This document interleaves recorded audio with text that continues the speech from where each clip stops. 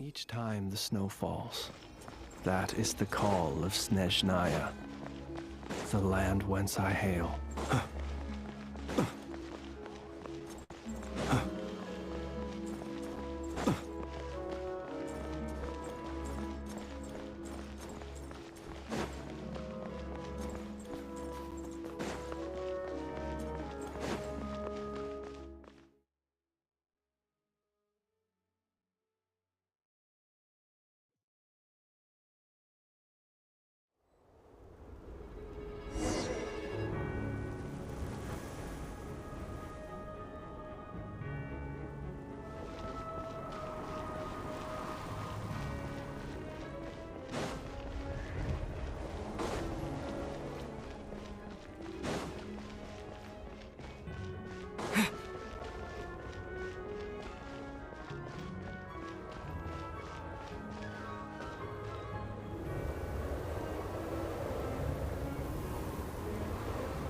Ooh, it sure is cold today. I wonder how much heavier the snow's gonna get. Here to see Odette? I just need to see your tickets for the preview. Perfect. Thank you. I'll hold on to your tickets. Come on in. It's freezing.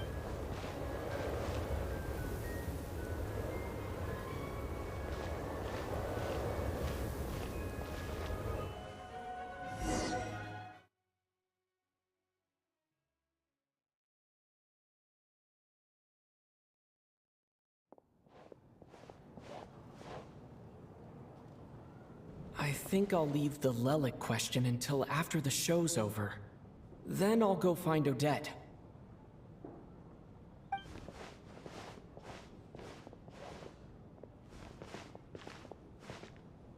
Child said he was originally going to come with Tonya. So I'm guessing Tonya's already here somewhere. Is there anyone here who looks like a Tonya? Let's see. It's a small audience. Makes sense for a preview. But wait, I do see some familiar faces. Mr. Chuganov's back again by the looks of it. Oh, and is that Mitya? And that Fatui officer, Valeri. Guess he must be playing cat and mouse with Mitya again. Oh no, it looks like the show's starting and I still haven't found Tonya. Never mind. I'll just have to take a seat for now and see if I can catch her afterwards.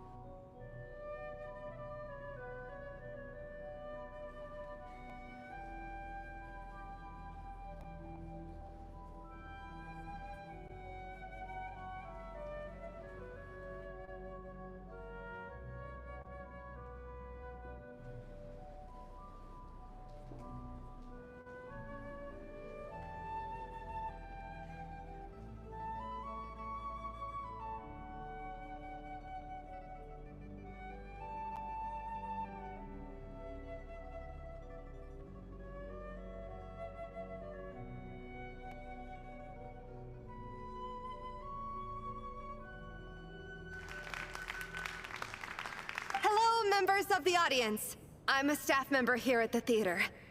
Today's performance was a very special one for us, as it marks the first attempt in a long time to revive the classic Snezhnayan ballet, Spirit Seeker. To commemorate this occasion, we would love to take a group photo of the cast, crew, and audience members present today. Could I kindly ask the audience to please come up onto the stage?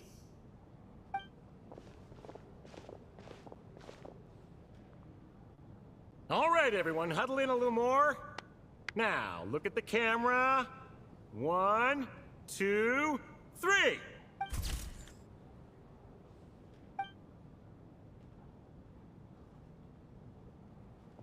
Are you quite satisfied, Mr. Energy Scientist? I rather hope you don't have any other escape plans to add to my workload today. What are you talking about, Sarge?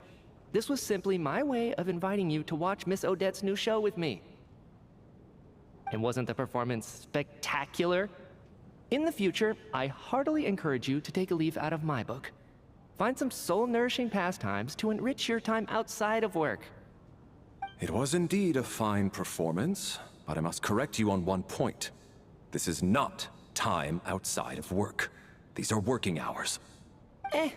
Working hours and non-working hours are just a social construct. Human technology can never advance if we're too rigid in our thinking, Sarge. May we leave now? Already? I mean, I was kinda hoping to soak up the atmosphere for a little longer, but... No? Okay, off we go then, Sarge. Back to the land of working hours. Lead the way. That has to be her. She's the only person in the audience around Tonya's age. Excuse me. Are you Tonya? Huh? Your brother's busy today, so I took his ticket. Don't worry about him, he's fine. Oh, okay. Sorry for the trouble. What's wrong? Are you sick? No, I'm fine. It's nothing. Maybe she caught a cold on the way here because of the weather.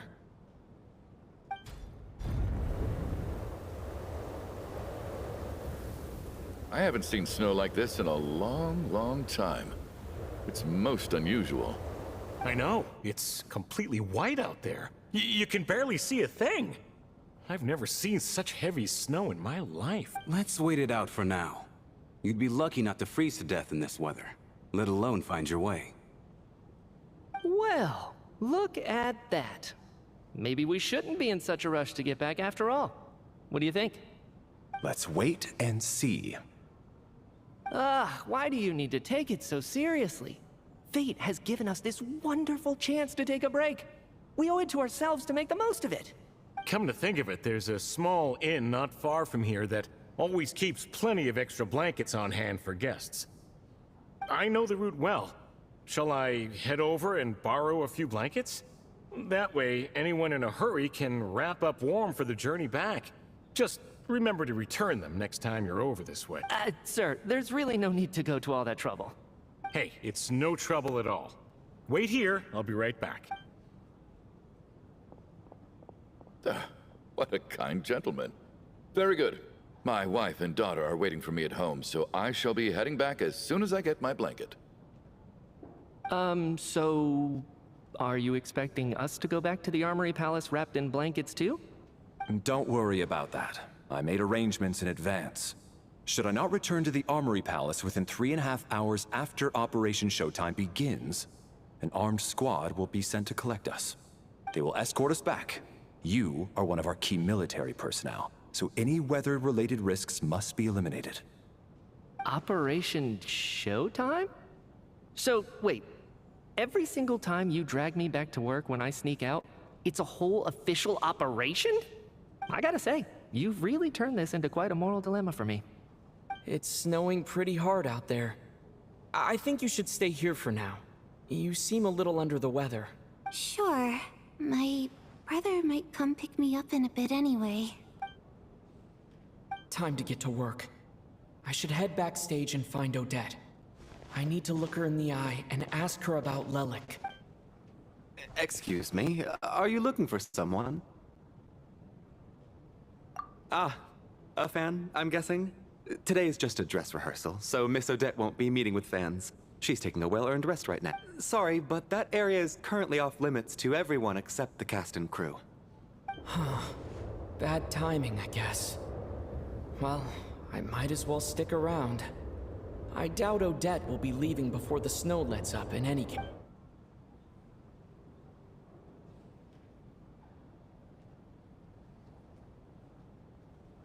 What happened to the gentleman who went to fetch the blankets?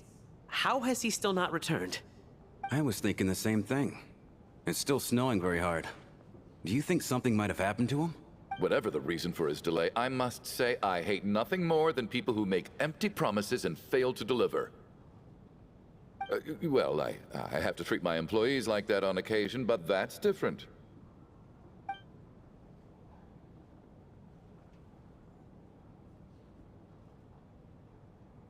You seem anxious, Mr. Valeri. It's been nearly 4 hours since I left the armory. The army should have arrived to extract us by now. They know how much I despise tardiness and disrupted plans. There's simply no reason that they shouldn't have shown up by now, barring exceptional circumstances. Surely a snowstorm like this one counts as such. Few things in this world can stop the Snezhnayan army, Mr. Mitya. And a snowstorm is certainly not one of them. Why don't you go out and take a look? They might be right outside, waiting for your orders before they dare come in.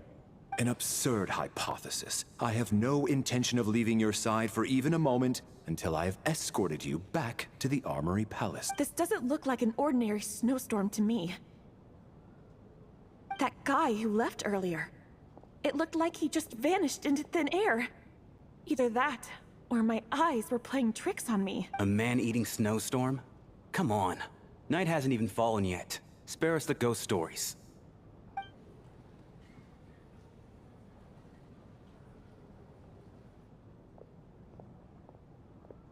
Traveler, didn't know you were coming today. How come you didn't say anything?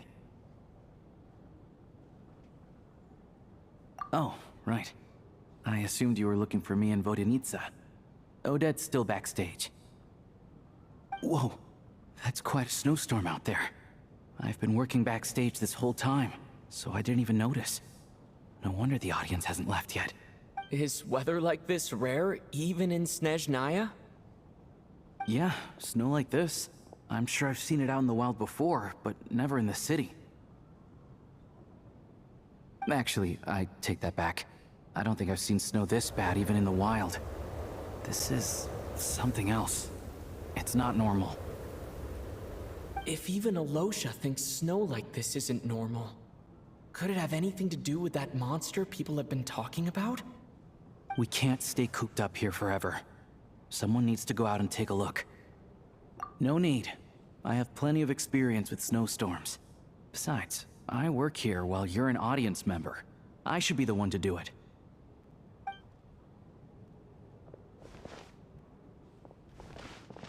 Everyone by the door.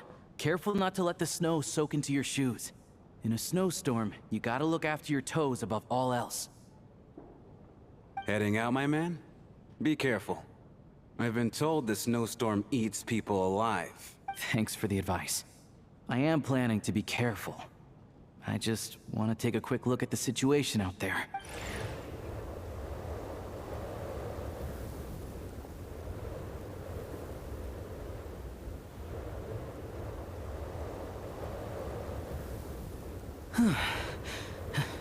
He's back! He's back! How was it? What's going on out there? Did you see any soldiers patrolling the area? Something about this storm isn't right. There's no one out there. I didn't see a single soul. And something in the air gives me the creeps. This isn't your average snowstorm. I suspect it might be related to recent events in our nation. I strongly advise everyone to stay here until the snow dies down. Are you serious? So all of us are trapped here now? That sounds a little far-fetched to me. You want to go outside and see? I, for one, am not risking my neck in that weather. This just turned from a minor delay into a major hassle. We can only hope that our friend who went to fetch the blankets just ditched us and went home. Is it really that bad? But my daughter, I won't be able to read her a bedtime story tonight. Huh? What are you all still doing here? Whoa! It's snowing hard! So now we're stuck here? Oh, this is terrible! On the bright side, the theater's always well stocked with supplies. If the snow still doesn't let up as we get into the evening, you can spend the night here, everyone. At least, I assume that's alright? Odette? Fine by me. This Seems like a sensible backup plan under the circumstances. My thanks to the theater for being so accommodating. What are you staring outside and praying for, my man? You anxious to get home too? Oh, Your Majesty the Tsaritsa, I beg you, please do not let tonight's snowstorm stop. This is a golden opportunity to spend the night under the same roof as the 2 top stars in all of Snezhnaya. It's a once-in-a-lifetime experience.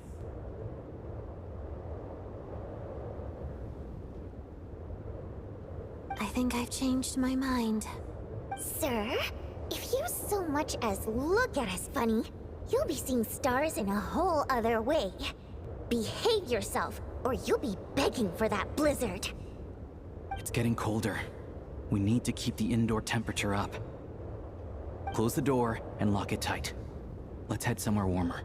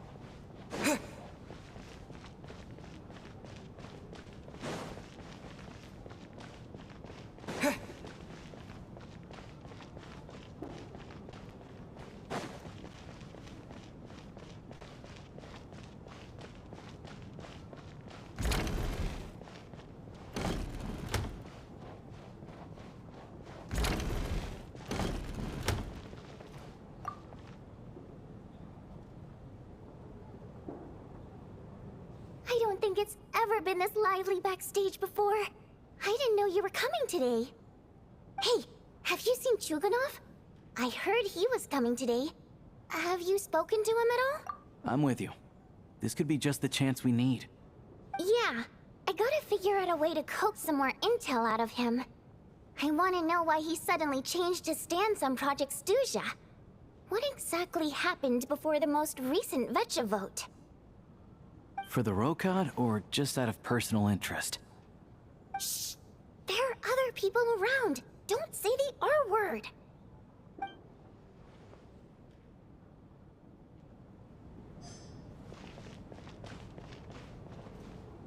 This is highly irregular. A delay of over an hour during an operation like this theoretically warrants a Harbinger-level response. I wonder what the issue is. The storm. Sarge, the day you learn to let go and just enjoy moments like this is the day you'll finally understand the meaning of life. Ah, why, hello, sir. I believe you were the one sitting at a nearby table back at Podvorye Restaurant. Any friend of the theater's star performers is a friend of mine. It's a pleasure to meet you. I'm Mitya, from the Energy Commission. Greetings. Major Valeri, head of the Special Assignments Battalion. Armory Palace Royal Grenadier Guards, 1st Regiment. I am here to ensure Mr. Mitya's personal safety. Please let me know if I can be of any assistance. Mr. Traveler, I cannot help but notice that Miss Odette is stealing glances at me.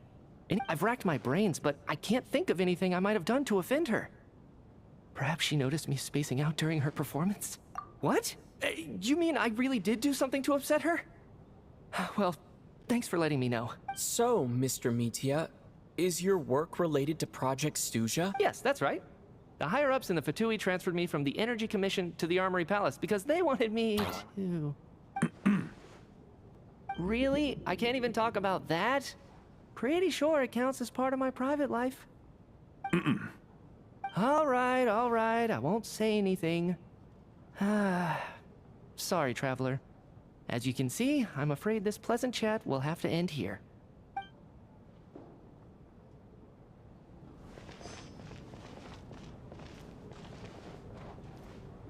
I have to say, even though today was a rehearsal and there were some hiccups along the way, Miss Odette's performance was one of the best I've ever seen. Oh, I couldn't agree more. Especially considering the weight of the subject matter. It takes a truly seasoned professional to do justice to a theme like... Do you think we were coming on too strong? Odette's ignoring us again. What about you? What did you think of today's performance?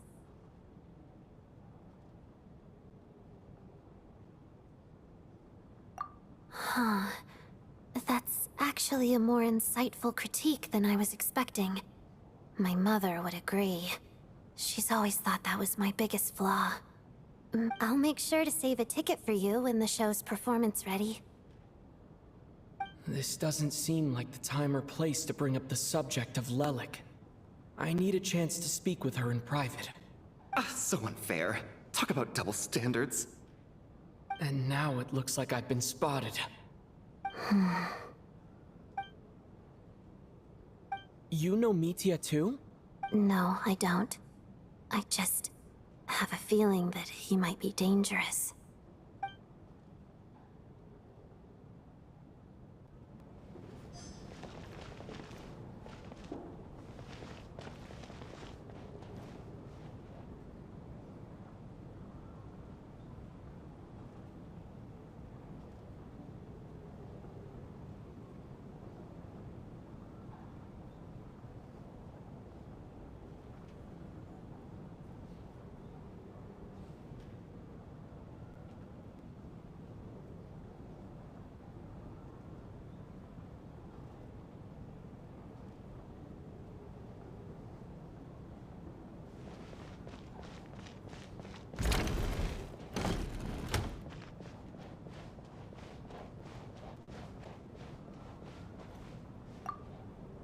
And then there's the aristocrats.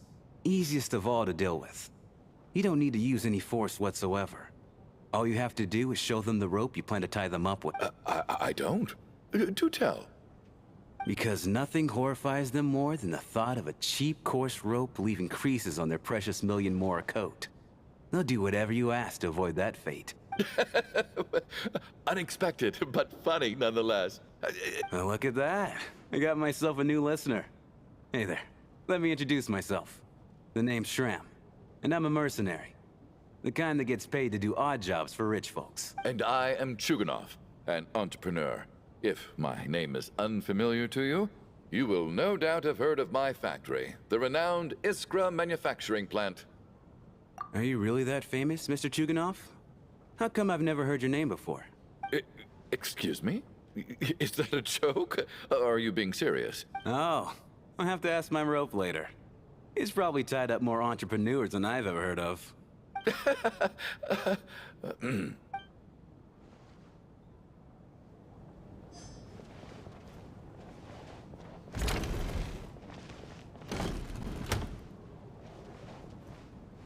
How are you feeling, Tonya?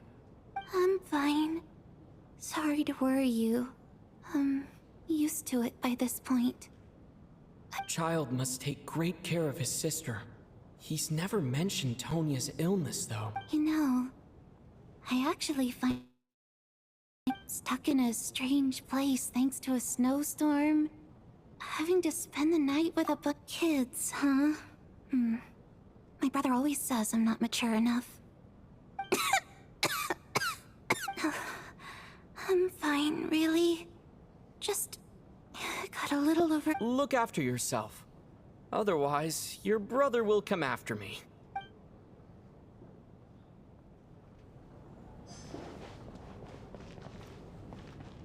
My husband has major trust issues.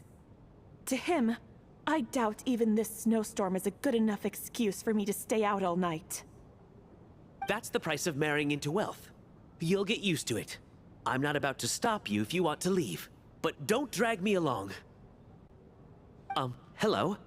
Can I help you?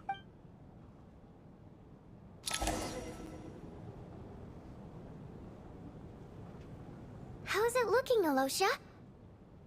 No change from this afternoon. Heavy snow with no sign of slowing down. May I have your attention, please? The storm is unlikely to stop tonight, and it'll be even more dangerous outside at night than it was. We at the theater owe everyone here a duty of care.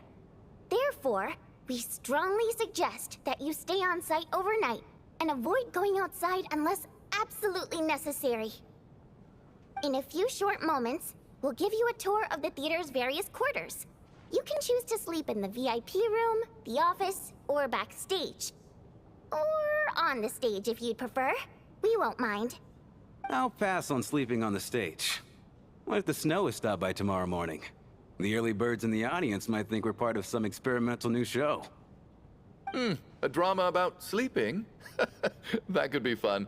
Maybe we could come up with a title for the production. Not bad. Clear selling point, at least. Could be a big hit.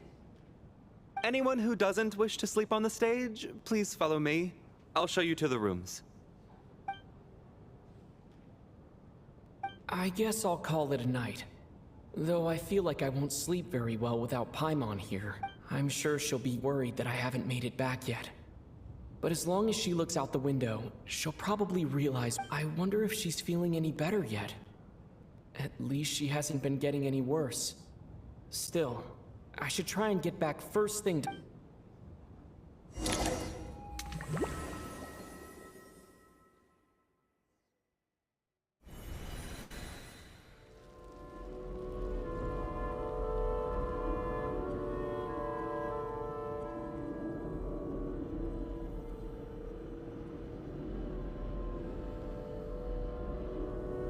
Ah, finally. Welcome back to the world of the living, lazy bones. I was about to wake you. The black mist is almost on us.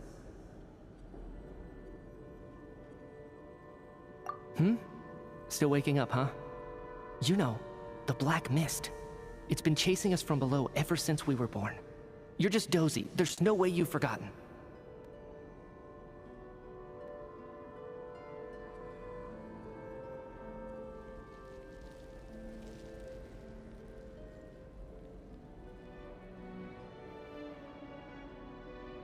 Come on, let's keep heading up.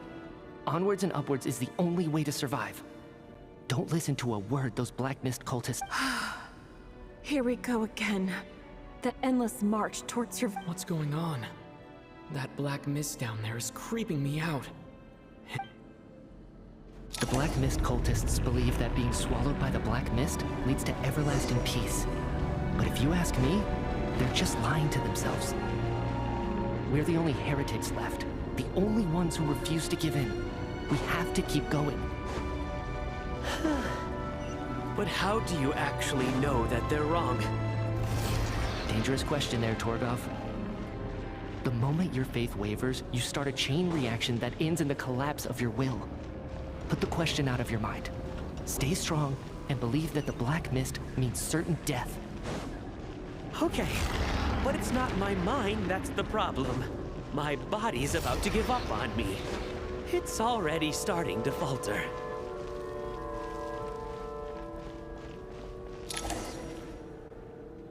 I can't do this anymore. I've had enough of being forever on the run. What's the point of it all? All this will pass eventually, I promise. Keep fighting. It will be worth it. You accuse the Black Mist cultists of being liars. But you're lying too. There is no end to this path. It keeps going up forever. There was never— The cult of the Black Mist has poisoned your mind, Sobolova. Are you thinking of giving up as well? I am. I think I'll take my chances with the Black. As much as I detest the Black Mist cultists, I'm just too weary. Then I bid you both farewell. Let me put my personal opinions aside for a moment and say, I hope that you both find peace within the Black Mist. Fate always appears so impossibly complicated. But at moments like this, its raw simplicity is laid bare. Their fate was sealed from the instant they entertained doubt. From then on, the outcome was both inevitable and irreversible. Let's go.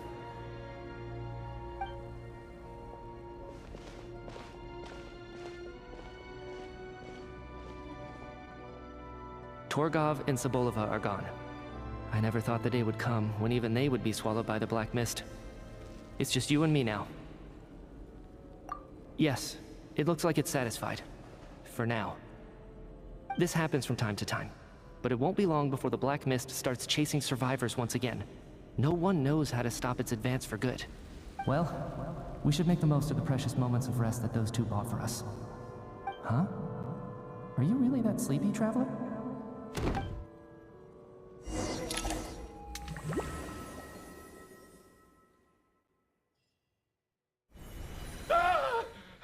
Help! Somebody! Come! What is it, Chuganov? What's wrong? Is it morning already? What's all the commotion? Sounds like it's coming from next door. I should check and see what's going on.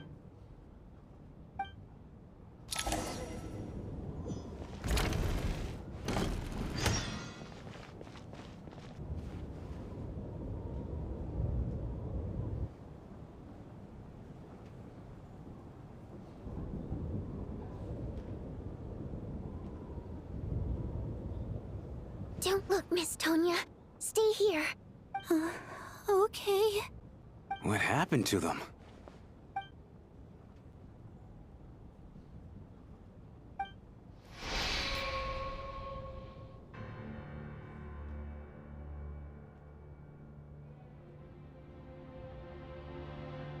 These two people have passed away. And the strange thing is that somehow, I knew this was going to happen. Have I seen this moment before? Or did I have some kind of premonition? I can't remember what it was. Let me take a look.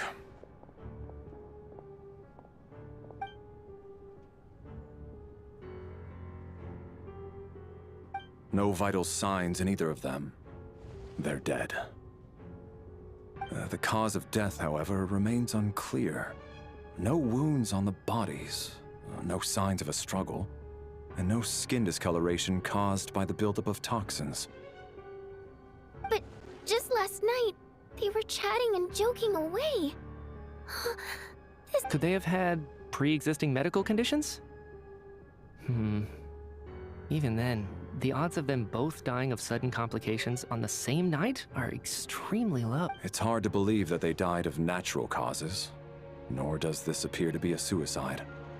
Who was the first to discover the bodies? It was me. But these deaths have nothing to do with me, officer. I got up early because I wanted to see if the snow had stopped. Then I noticed that the door to this room was open, and it looked like there was a man and woman inside. I just went over to see what was going on. I can corroborate this. I was doing my morning exercises near the stage. When I saw Mr. Chuganov heading this way, I followed him. I can also confirm that I didn't see a single person approach that room before him. The snowstorm was raging all night, and it's still going now. There's no way someone could have come in from outside. You mean an intruder? No, not possible. I slept by the door last night as a precaution. There's no way I wouldn't have noticed if anyone had tried to open it. Everyone, split into pairs and search the theater for anyone in hiding, or any signs of suspicious activity. I'll follow up with a full search of my own shortly. Go.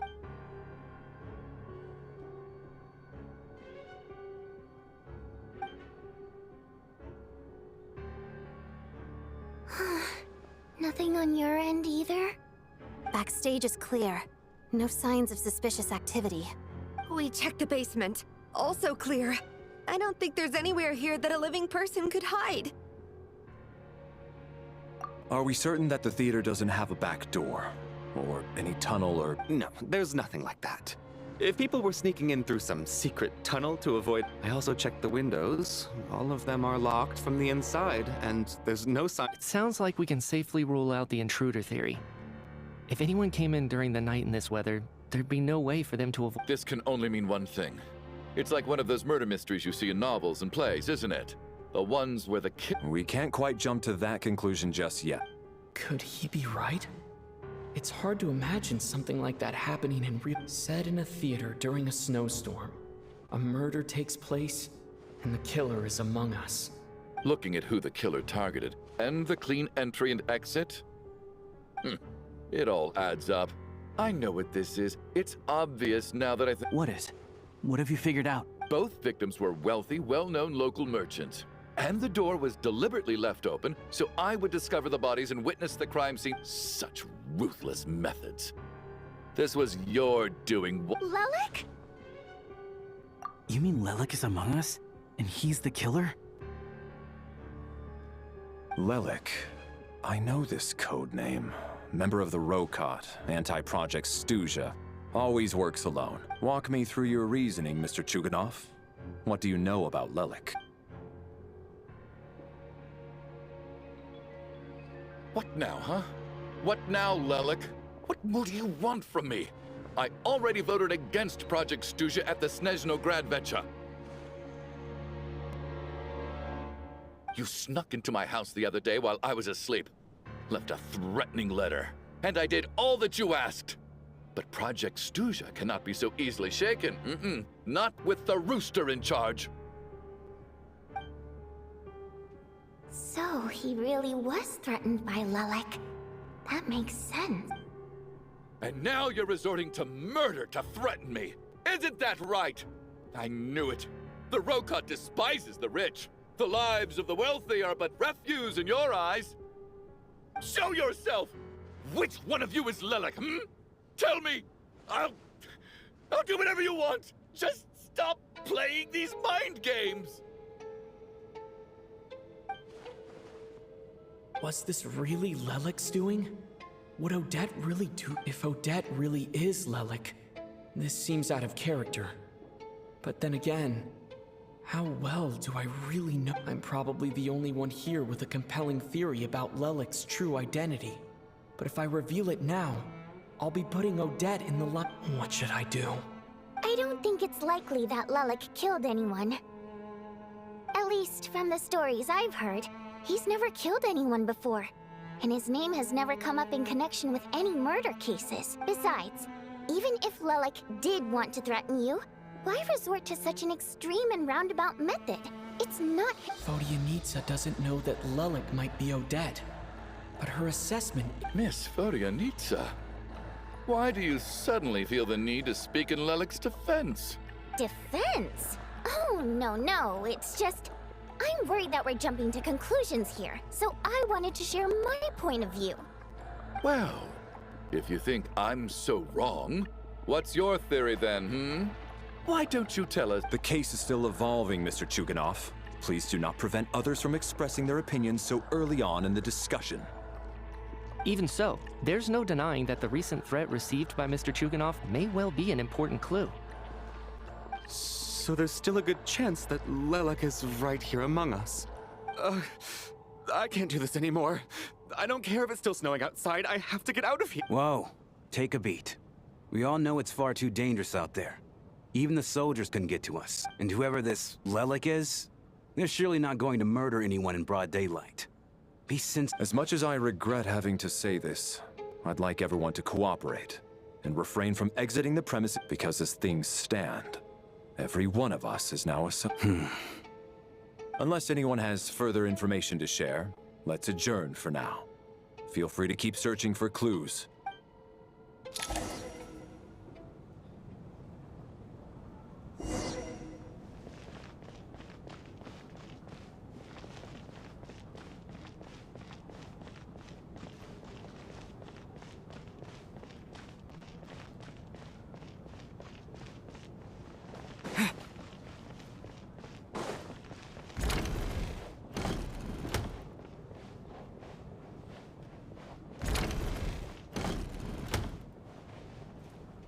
You're right, that was my bad.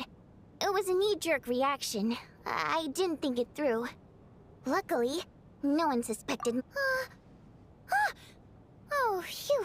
It's just you. Since Vodyanitsa and I were on the same page earlier, I think I should share my...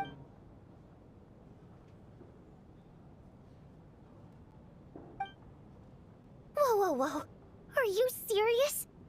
I don't know if this counts as gossip. Odette? Really? Odette? Oh, God. Actually, it's exactly what you'd expect. Sometime. And now that you mention it, the more I think about... What are we up to now? 1, 2, 3, 4... Odette's identities.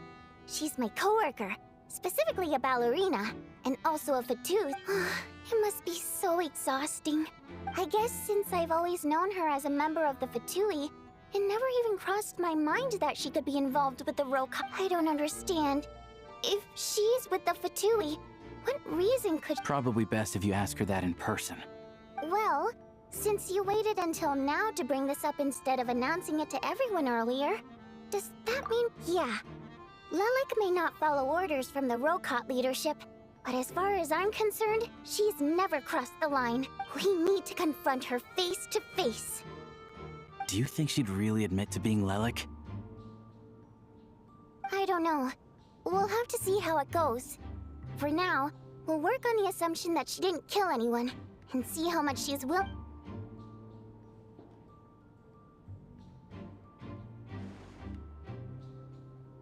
Now's her chance. Odette's alone. Hey, Odette! What is it, you guys? Shh! Keep your voice down.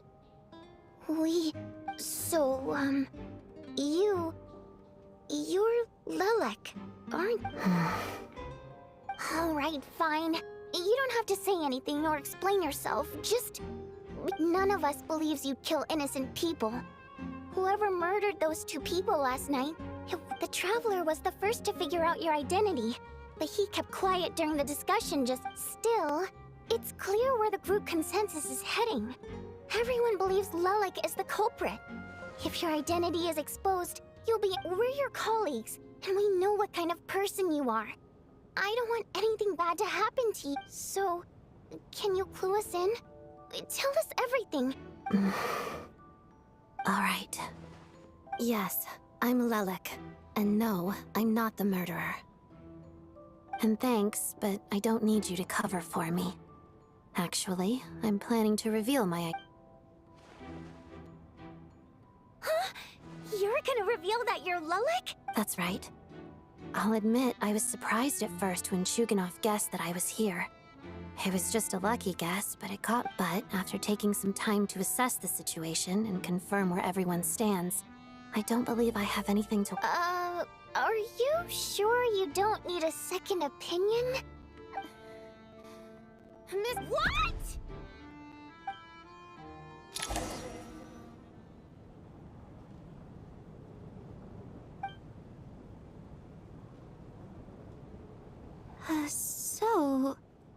I don't know what game you're playing, but you've got a lot of nerve. It's just one identity. So what if it's exposed? I can disappear and adopt. I made my peace with this when I chose to become Lelik. But more importantly, I promise I am not the murderer. So, if anyone still insists that I did this, you'd best produce the evidence now. Otherwise, I suggest that you bite your tongue. Because if you really believe I killed 2 people without making a sound or leaving a trace, pointing fingers at me would surely... Is this really the truth, Miss Odette? That's confidence, all right. I believe you. A real no-nonsense attitude. I can see why Marionette said that she's on track. Are you seriously buying this? Hey, officer! She just admitted to being Lelik. Aren't you going to do something about this? I do have one question, Miss Odette. Why have you chosen this moment to come forward and reveal your identity? If I didn't say anything, everyone would be focusing all their efforts on finding Lelik. And that is exactly what the real culprit wants. I don't want to be the scapegoat who lets the murderer get away. Despite all the accusations, she made the smart choice. A remarkable display of rational thinking under pressure. She thought so far ahead. Why do I always feel like I'm one step behind? You've convinced me. Dealing with the murder case remains the top priority right now. Let's put the name Lelik and all related incidents aside until further notice. Nevertheless, the group still considers you the prime suspect. I assume you have no quarrel with that, Miss Odette? I understand. You're welcome to keep an eye on me around the clock. I have no objections. Mr. Chuganov? For my wife and daughter's sake, I'll let you off the hook for now. But don't think you're forgiven for breaking into my house and threatening me. Just wait till we...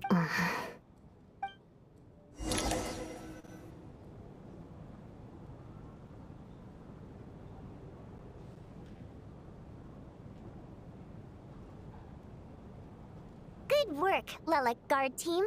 And Lelek too. Here, have some hot water.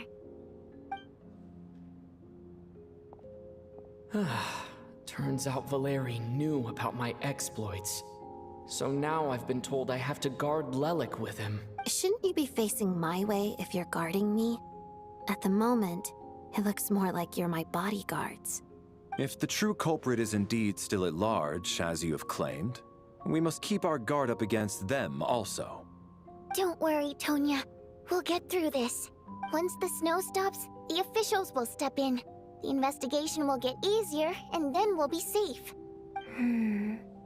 But once the snow stops, won't everyone just leave? You're gonna miss us, huh? Well, some of us work at the theater, so we'll still be here. I'll even... Really, Miss Vodyanitsa? That's... Aw, you're so cute, Tonya. All right, let's swear to it. I promise to give you the pass, and you promise to never change your mind about being my fan. Promise. Don't indulge her, Tonya. You don't have to swear an oath over things like that. You really do get carried away sometimes, don't you, Miss Vodyanitsa? Hey! Mind your own business! Don't be nervous, Miss Water Imp. Everyone's here. There's nothing to be afraid of. Excuse me? Do I look nervous? Don't be ridiculous. No. You sound nervous, lass. Oh. Wait, but how... Okay, plenty of people know that I'm a water imp, but still... How come you understand our primary mode of expression? Primary mode of expression. I've not come across that concept before. Well, it's just... We water imps tend to communicate our emotions to each other by singing, rather than facial expression. The emotions we convey through song take precedence over our facial expressions. So, we think of it as our primary mode of I'm impressed, Shram. I didn't take you for a man of culture, but you're clearly rather learned. It's not about being cultured or not. The thing is, this mode of expression can usually only be understood by other water imps. It's not, and yet, you're clearly human, Mr. Shram. It's really not the big deal you're making it out to be. I think I just have a knack for it. Plus, I have a... very close friend who's a water imp. A delightful lady. But anyway, we spent so much time together that before I knew it, I noticed I could understand her expressions. Oh, I guess that makes sense. Still, the fact that you have a water imp friend is even more surprising. I'd better... Hey, what are you implying? You're not secretly insulting the audience in your songs. Heavens! Why would I do a thing like that? It's getting late. We should discuss our sleeping arrangements for tonight. It's a guard against the killer. I suggest that we don't sleep in separate quarters tonight. It will be safer if we all stayed together. As long as someone keeps an eye on Lelek, I'm quite... Are you saying that you wish to bet your life on Miss Odette being the killer? Nonsense. Of course not. Then I propose the following arrangement for tonight. The Traveler, Odette, and I will form the Night Watch. We'll sleep in shifts, but two of us must be awake at any given time. An excellent idea. This allows us to handle the Night Watch while also keeping an eye on Lelek. Meanwhile, the rule of... I expect that plan took you quite some time to come up with, didn't it? Actually, our field combat manual outlines a similar approach. Although the scenario there involves guarding prisoners overnight. That being said, I must clarify that I harbor no disrespect towards you personally. In fact, Lelek's numerous covert operations make fine textbook examples for military agents. I care less about respect and more about the fact that you just robbed me of 2/3 of my sleep tonight. I'm calling dibs on being the first to rest. Good.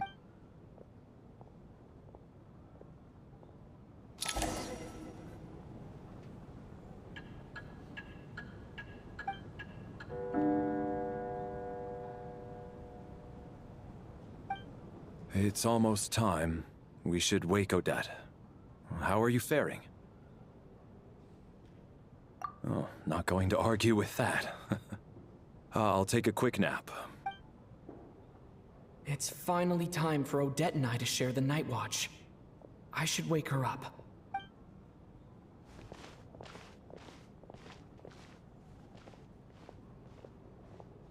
I came here to get information from her in the first place. Maybe I should think about what questions I want to ask before... How long are you gonna keep staring at me? Couldn't sleep. My mind's been running haywire. Plus, there's something I've been meaning to talk to you about. I had a hunch that you wanted a conversation too. Let's take this chance to clear the air, shall we?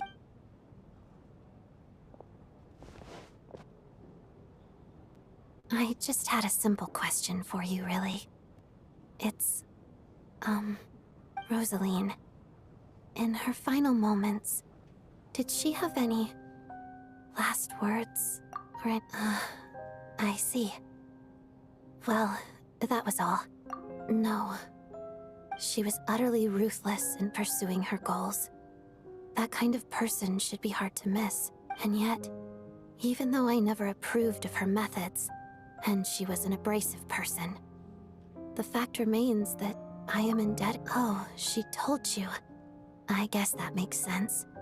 I think she and Rosaline were on pretty good terms. Yes. Rosaline wasn't the kind to gossip about this sort of thing. Not that it's any huge secret to me, though. When I was a child, I had to join the Fatui for the sake of my mother and me. I trained under Rosaline. It was extremely grueling, and it didn't exactly come naturally to me.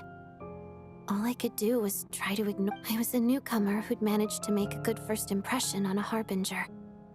There was pressure to live up to her expectations. Every day was a struggle against the cold, pain, and fatigue. And most nights, I struggled to fall asleep. After enduring all that, I've become almost immune to the sensation of pain. I suppose that was the cost of survival. Surely, any child who had to experience that would grow to hate her lot in life, don't you think? So, I put an equal amount of effort into my ballet. Because in my young mind, that was the only way to defy my fate. It was my way of telling her, the Fatui's demands and your expectations of me are not what I wish for. I think she probably blamed my poor performance in training on my passion. One time, when I was secretly practicing a dance at night, I told her, "You don't deserve to watch the dance I learned from my..." She looked stunned. I guess she was surprised that I lashed out first, but strangely enough, on that occasion, she wasn't fierce with me. After that, she never interfered with my dancing or asked me how it was going. She was. But even now, whenever I take out this core Ignis, I can't help but think of that night. Of the look, sort of. Although gift might be too kind a term. This is her flame sealed within. She knew the location of every piece of core Ignis. If any recipient started acting suspiciously, she'd be on. So, when news of Rosaline's death reached Snezhnaya, many people immediately crushed it, but I kept mine. With my sensitivity to pain being as dull as it is, the warmth from this core Ignis, I still wonder, did she really come to stop me that night? I wasn't sure. I guess she didn't leave anything behind. Not that I expected her to. It's fine. It's just a bit of a shame. She did. Are you sure she was talking about this event? No, she didn't. I didn't even find out that she'd gone to Mondstadt and... Wait. In that case... Okay. I will. Thanks for letting me... There's something I'm trying to figure out. I'm beginning to suspect that Paimon's mystery illness is being caused. Paimon's very important to me, so I have to get to the bottom of this. The ultimate goal of this energy experiment is to create a weapon for the final. The weapon's construction was completed in Nodcry. Now, all that remains is to arm it with a sufficiently powerful energy. Yes, the weapon's development and all the related experiments are overseen by Lord Piero, the Jester. And the lab is located deep within the... I'm not sure why this experiment would be making Paimon feel unwell, though. The best way to get to the bottom of it would be to go there in person. Once we get out of here, I'll help you apply for an entry permit. And I'm hardly the organization's proudest member, as you know. You answered my question about Rosaline. I want to do you a favor in return. It's that simple. What's wrong? Are you not feeling well? You two seem to be hitting it off. I thought you were sleeping. Of course I was. In the military, one learns to fall asleep quickly, even in the most inhospitable environments. Even if he was awake, he can't have overheard. Well, thank you both for keeping watch. Traveler, I'll take over for now. Sure.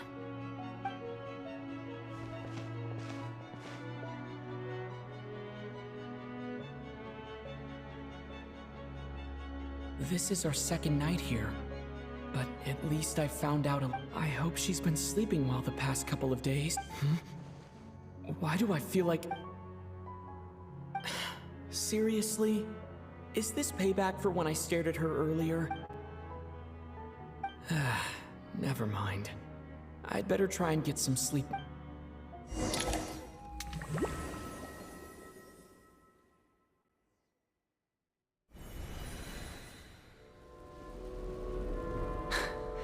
Hey, what are you spacing out for?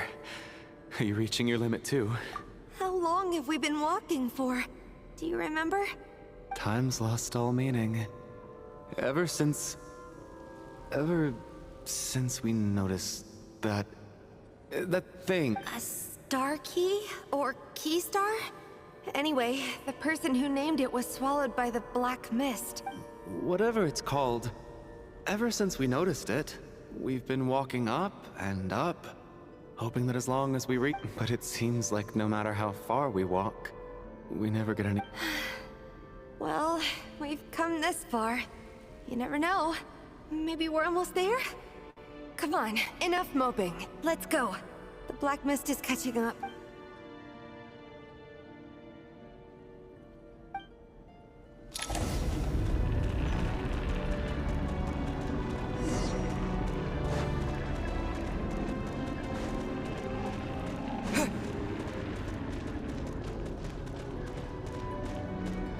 We got ourselves a straggler.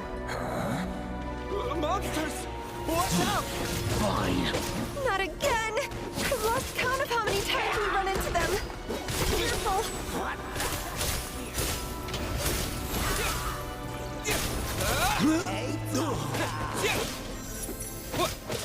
Cryostorm!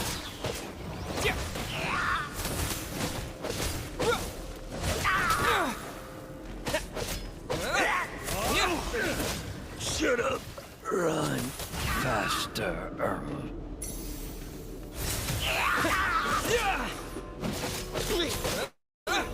What the?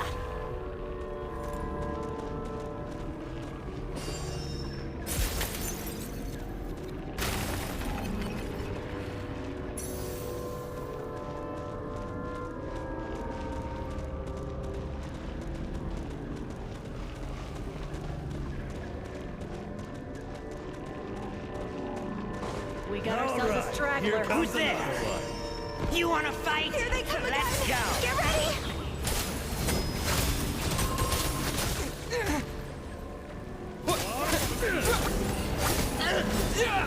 Having second thoughts? Gotcha! Get a lot of this! Bombs away!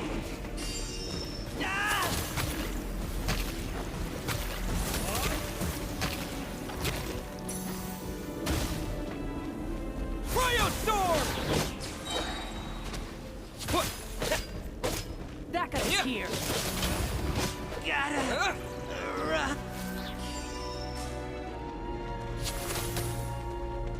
What? Yeah.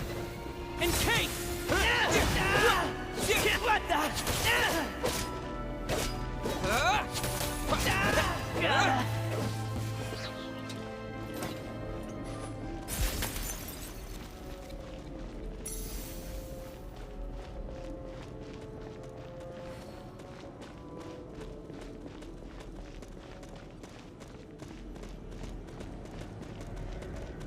We got Monsters ahead of us. The black mist behind us. Feels like there's no escape.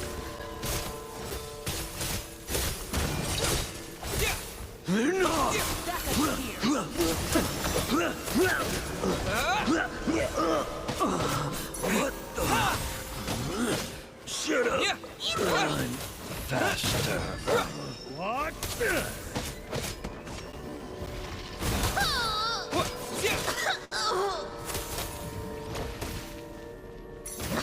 And Kate!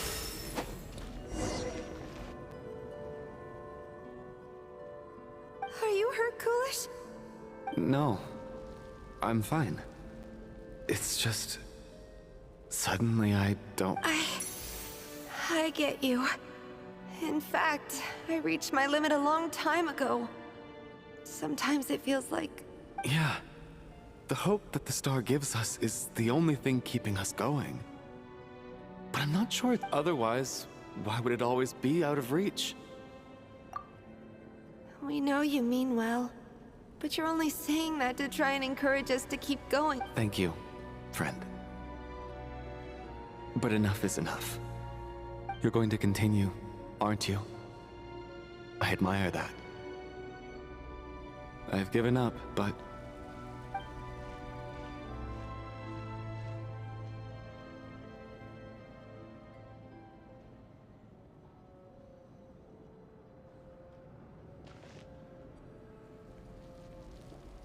It's not an illusion. We really are getting closer to the star.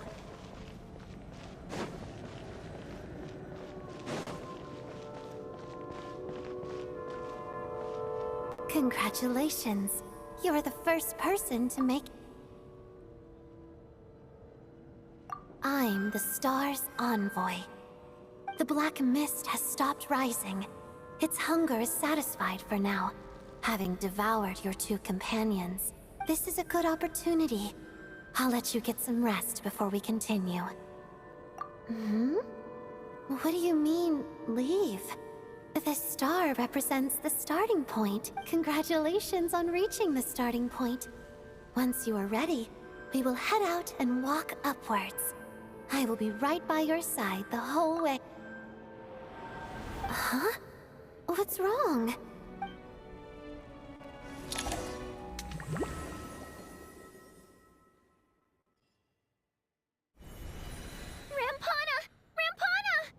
Is that Vodyanitsa's voice? Coolish, wake up! Please wake up!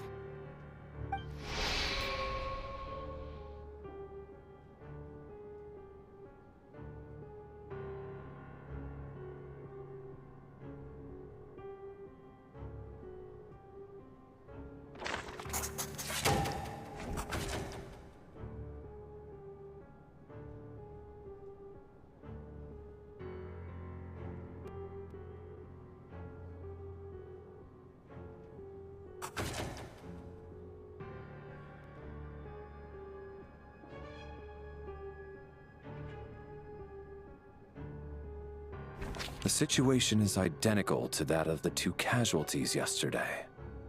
We cannot ascertain the cause of death. At least there are some elements that we can rule out this time. They slept on the stage with everyone else. So I suppose the surrounding environment can't be a relevant variable. Rampana. Coolish. Weren't some of us keeping watch last night? 3 of us, in fact. How could you not notice something was wrong? I'm as confused as you are. Certainly nothing unusual happened on my watch. Likewise, and from what I've observed so far, both Miss Odette and the Traveler can be trusted. To be honest, I didn't get a wink of sleep last night. I couldn't help but think I was the target, so I just laid there with my eyes closed. I heard the Traveler and Lelik chatting, but otherwise I don't recall hearing any commotion during the night. Me too. I didn't want to wake everyone up, so I was concentrating hard, trying not to cough. Then, what could possibly be causing this? Once was bad enough. I worked closely with Rampana and Coolish for so long. I never imagined that one day they'd... Florian. 4 victims in just 2 days. And we still don't have a single lead. I need to get to the bottom of this as soon as possible. And above all, keep Tonya safe. Still snowing? Yes, I just checked. Still no sign of anyone outside either. So we only have ourselves to rely on. If you ask me, this killer can clearly strike whenever they please. The Night Watch was a useless endeavor from the start. Lelik must be an expert in poisoning. Clearly she used some poison that can't be detected. Here we go again. Listen, I was already thinking to myself last night, was Lelik's reason for revealing her identity the real story? Well, now I have my answer. She's been playing us for fools. You get off on this, don't you? Revealing your identity, only to carry on with your kill. That's a hideous thought. One that only a hideous mind like yours. How dare you? That's enough! Yesterday, you named Lelik as a suspect because the victims were both wealthy merchants. But today's victims were just ordinary people. Not to mention that they were colleagues of Odette and mine. Who knows? Maybe you don't know her as well as you think. I implore you all to ask yourselves. Lelik is well known to be a ruthless operator, and now she has revealed... Everything you've said so far is still just conjecture, which doesn't constitute a concrete lead. You need to back up your claims with some evidence. How can you defend her, officer? What did she say to you while you were on Night Watch? Maybe I shouldn't be so surprised. You military types are always colluding with criminals to target the rich. All so you can get your grubby paws on our hard-earned fortunes, then tell us to fall in line. The Fatui, the Druzhna, and the Rokot. Thugs, the lot of you. Don't you dare! Sir, but... You were the one who told us not to stop other people from expressing their opinion. 4 people have already died. Only yesterday I was chatting. Turning against one another is the last thing we should be doing right now. Little girl. Even if Mr. Chuganov is a puffed-up, pig-headed windbag who doesn't have a... He's still one of the victims here. I had no intention of resorting to violence. But you're right. In any case, I believe Mr. Chuganov has calmed down a little now. I don't think there's any need for that. What is there to discuss? Did you have an idea, Mitya? You're the brainiac here, right? I've been mulling something over. All the leads we have so far concern things from outside the theater. Miss Odette's alter ego, the threat, but then there's the 2 double murder crime scenes themselves, which have given us absolutely nothing to go on whatsoever. So what are you suggesting? I think this could be a supernatural event. It isn't characteristic of human-on-human Correct me if I'm wrong, but aren't you supposed to be a scientist? That doesn't sound like a conclusion. I got into scientific research because of my insatiable curiosity. But if the present situation defies all known scientific explanation... Now that you mention it, I remember when I first came to the theater. Haunted? Yeah, I think I heard the same thing. But I mean, they're only... Well, this has taken an unexpected turn. A haunted theater? If Paimon were here, she'd probably be hiding... Why don't we take this opportunity to look for clues again with a more open mind? Maybe a different perspective will help us... Very well. Whether it's criminals or ghosts we're looking for, the same rules apply. Everyone needs to tread carefully.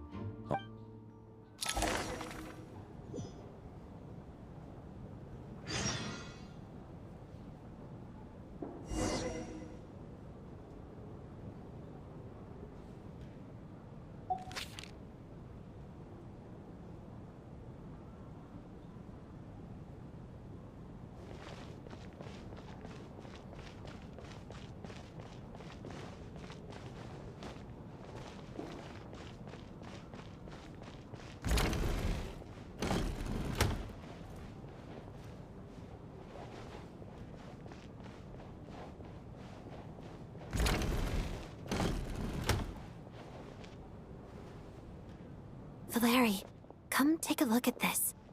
You too, Traveler. Some sort of notebook.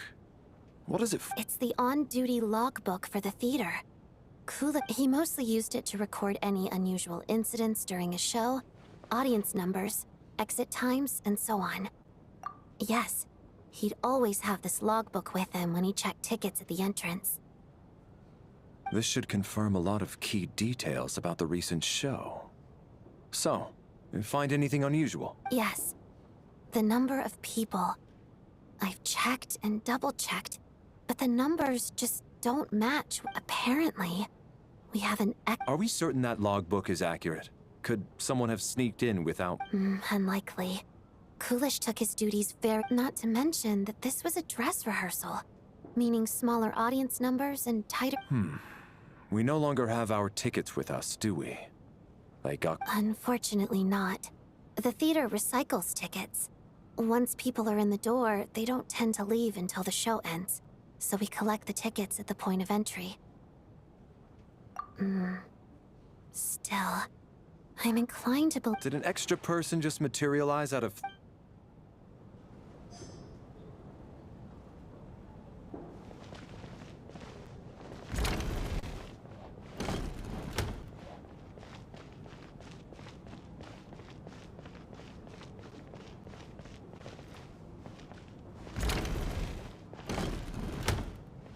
Ah, Traveler. Since you're here, come take a look at this. Alosha found it. We're both curious to hear your perspective. It appears to be an investigation report. And the focus of the investigation was the...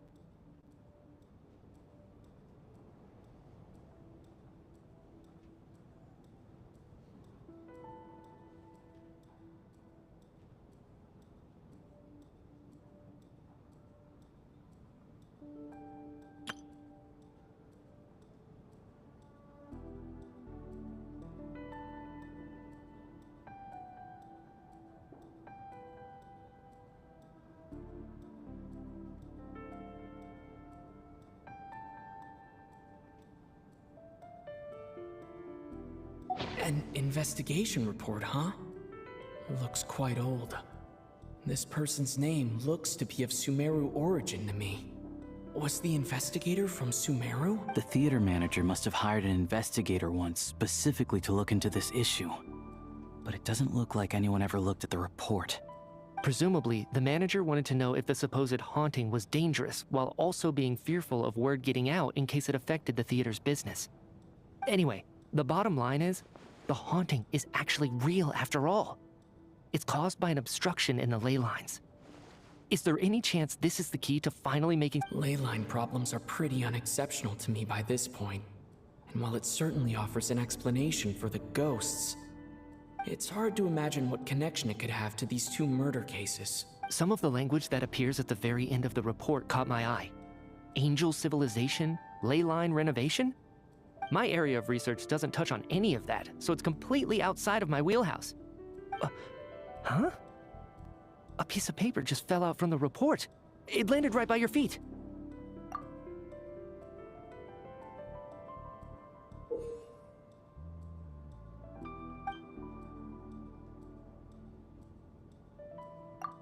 How unnerving. It was tucked inside the report, so it must be a note left by the author. Death is near. Is that supposed to be what's going on here? With us in the theater?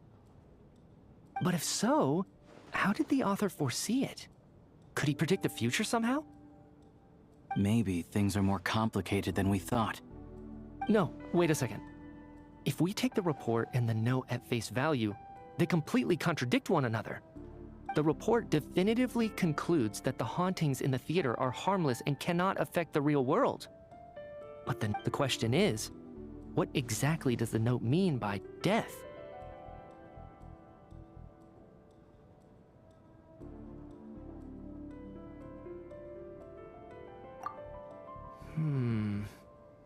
The various ways we could interpret this keyword lead in completely different directions.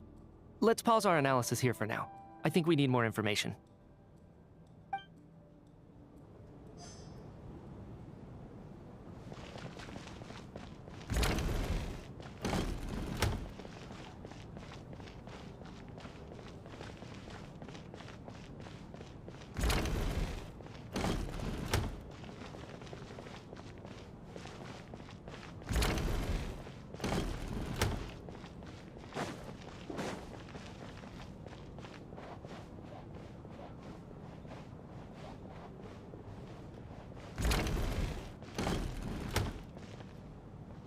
Tonya, did you find anything?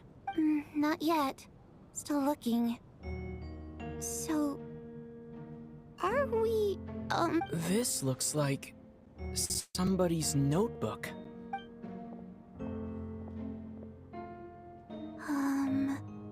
Well, it doesn't look scary or anything.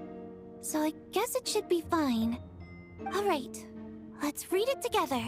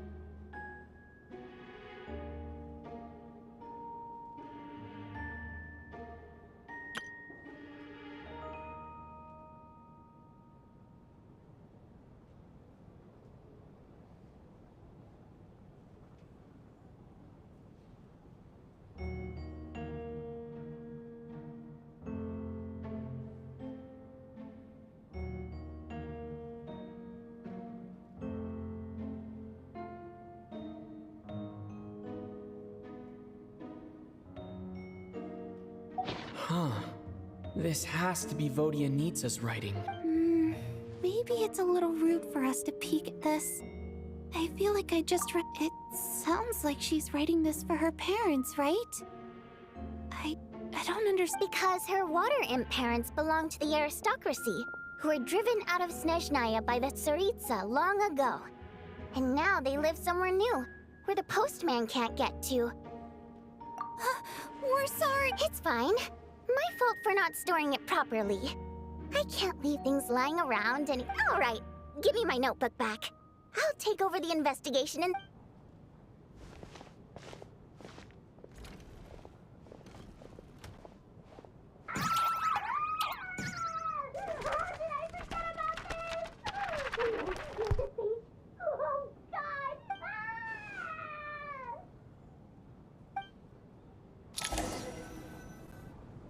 If we take all this together, it's not impossible, is it? If anything, it's the natural conclusion. Oh, I beg to differ. This sounds to me like a product of a researcher's vivid imagination. And perhaps it's because I'm still viewing this through the lens of a typical murder investigation. Does it really sound that far-fetched? Alright, well, let's treat that as speculation for now. Good. Okay, now that we finally have some meaningful leads, I think it's time to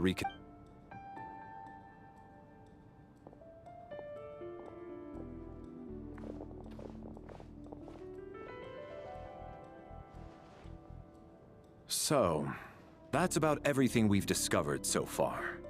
I'll share my theory first. Based on what we've learned from the logbook, I believe the extra person among us is most likely the killer. If the killer had simply bought a ticket, it would have greatly increased the risk of their identity being exposed. I expect he or she either hid in the theater ahead of time, or found a way to slip past the ticket inspection. They then blended in with the group and waited. What about the note found in the investigation report? Any thoughts on how that fits in? The killer may have simply planted it there as some sort of sick joke. I've seen my fair share of psychopathic killers. They love playing cryptic mind games.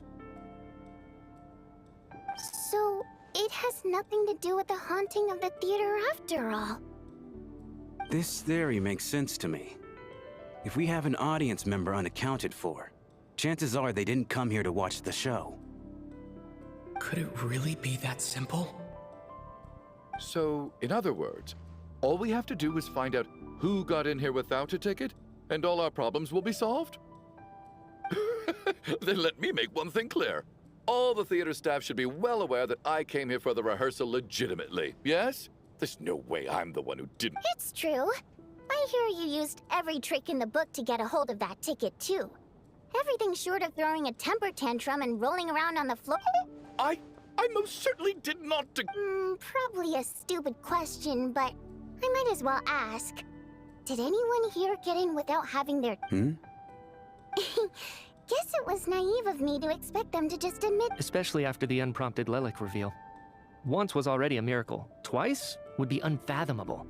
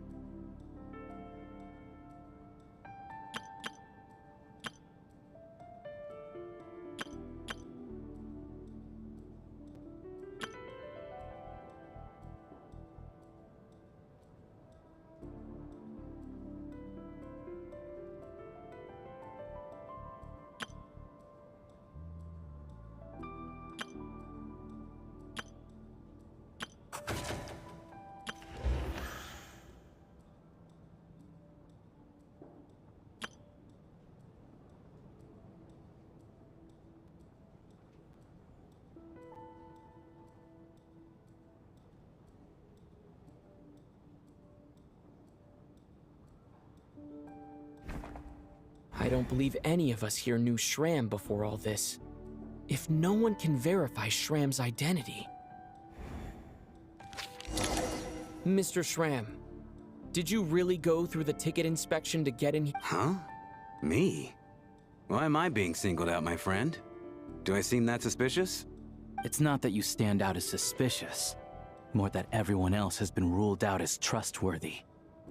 Okay. Well, we spent the best part of 2 days together now, so I'm sure you can all tell what kind of person I am. I'm a true gentleman. I never dream of doing something like sneaking to the— Yeah, I have no doubt that you're a good person.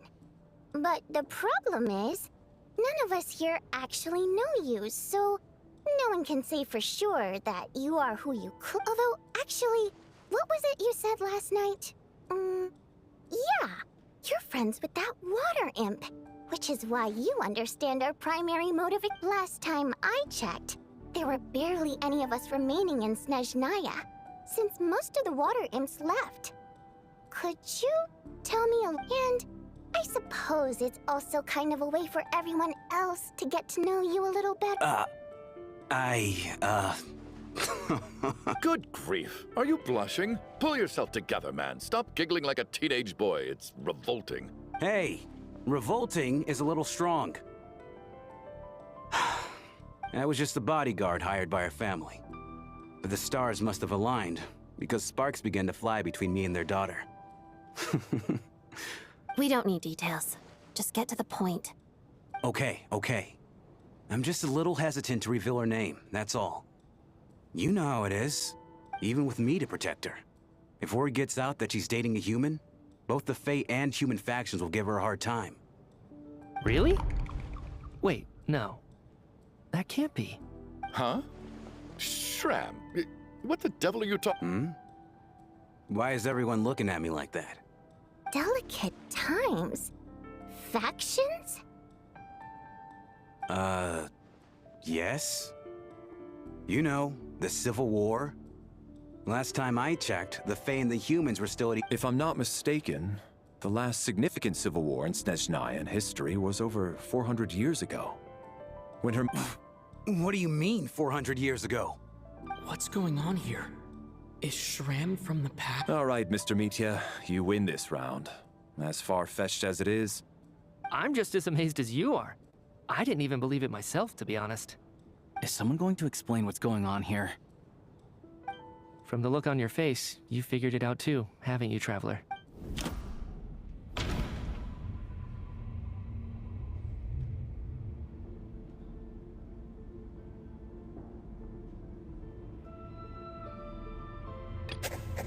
That seems to be the case. Shram's the extra person, but there's no way of learning his identity. Vodyanitsa's private letter touches upon the history of the Water Imp aristocracy's exile. No, the truth lies within the clues we've already discovered.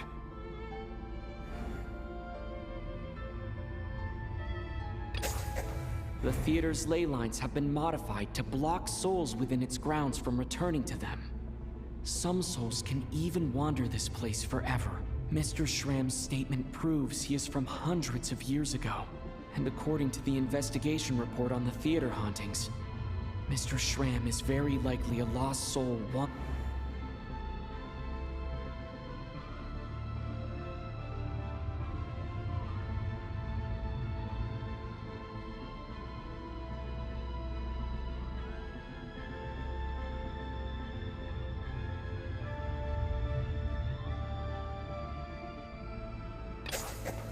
For some unknown reason, the soul that has been wandering the theater due to... Yeah, that must be the immediate reason why the ticket count doesn't match the...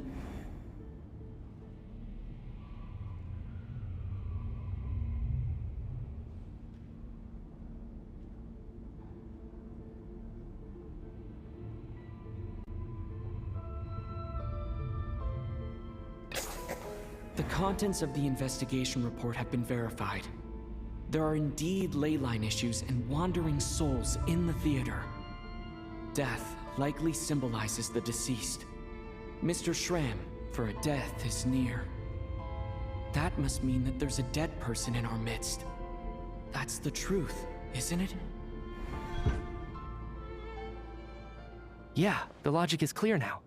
The investigation report said that there would be souls stuck wandering around the theater because the ley lines were cut off. Mr. Shram must be one such soul who died in the theater a long time ago. In which case, that also makes him our extra person.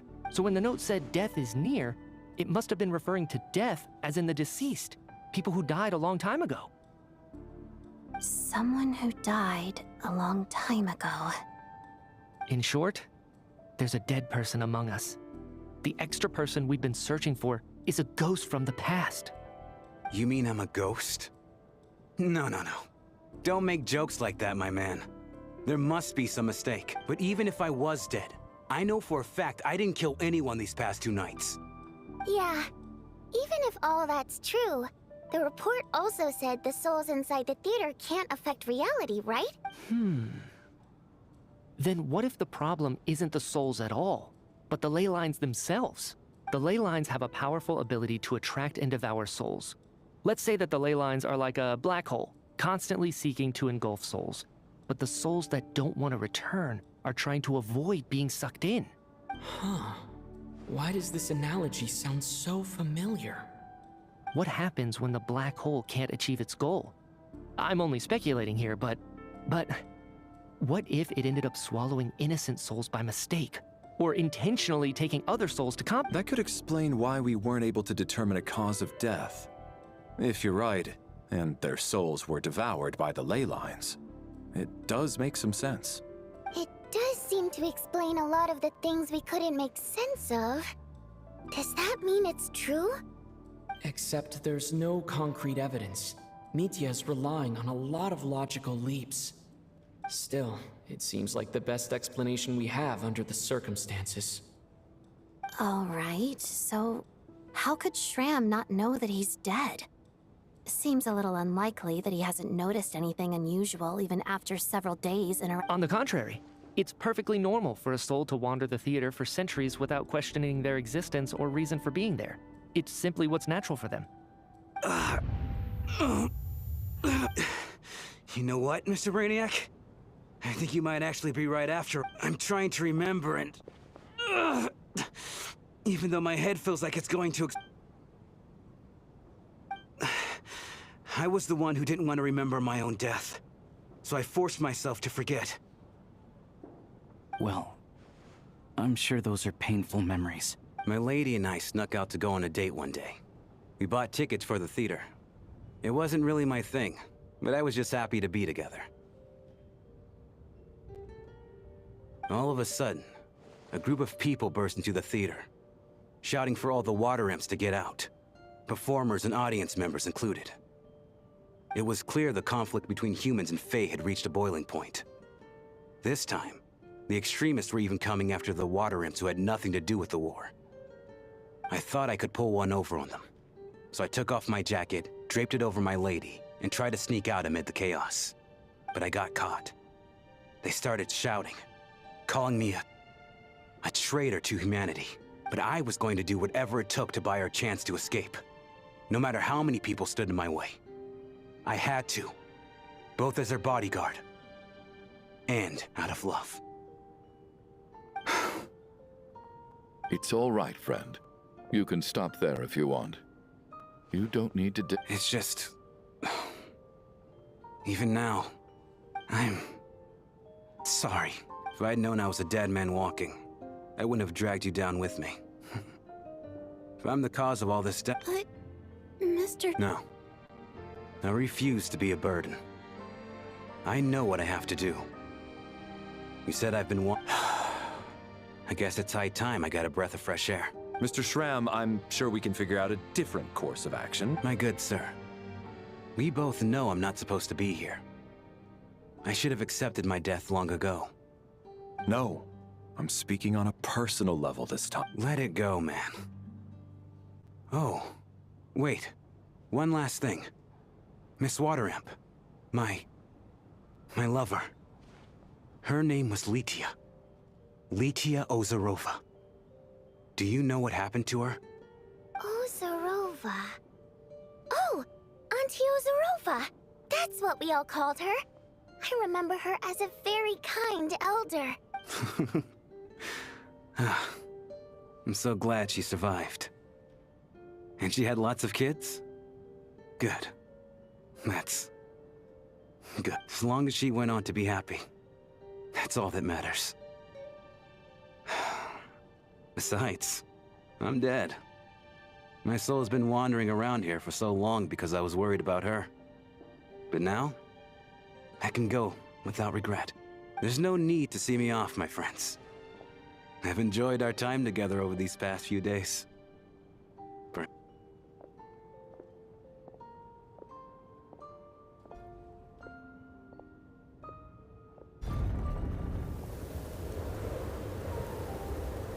Take care, my man.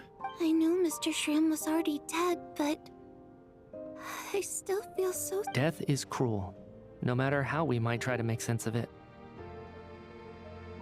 So, was the conflict between Fae and humans really that bad back then? I was only little, so I don't remember much. It's terrible to think that so many innocent people had their even historical records about that time period don't say much about it. All people know is that the Tsaritsa founded the Fatui, drove out most of the Fey aristocracy without explanation. It seems to me like the Tsaritsa chose to make herself the enemy. She downplayed the conflict, directing whatever animosity. That's also why, despite how brutal the conflict was at the time, there hasn't been much lingering tension between humans and Fey since. So, the Tsaritsa banished the Fey to protect the Fey living in the city? Maybe it's not quite as bad as it sounds. I don't think Her Majesty is too concerned if mortals hate her or not. And besides, there are— All this time, I had no idea. Alright, if Mitia's theory is correct, then I think we can consider this matter settled. Let's all take a break.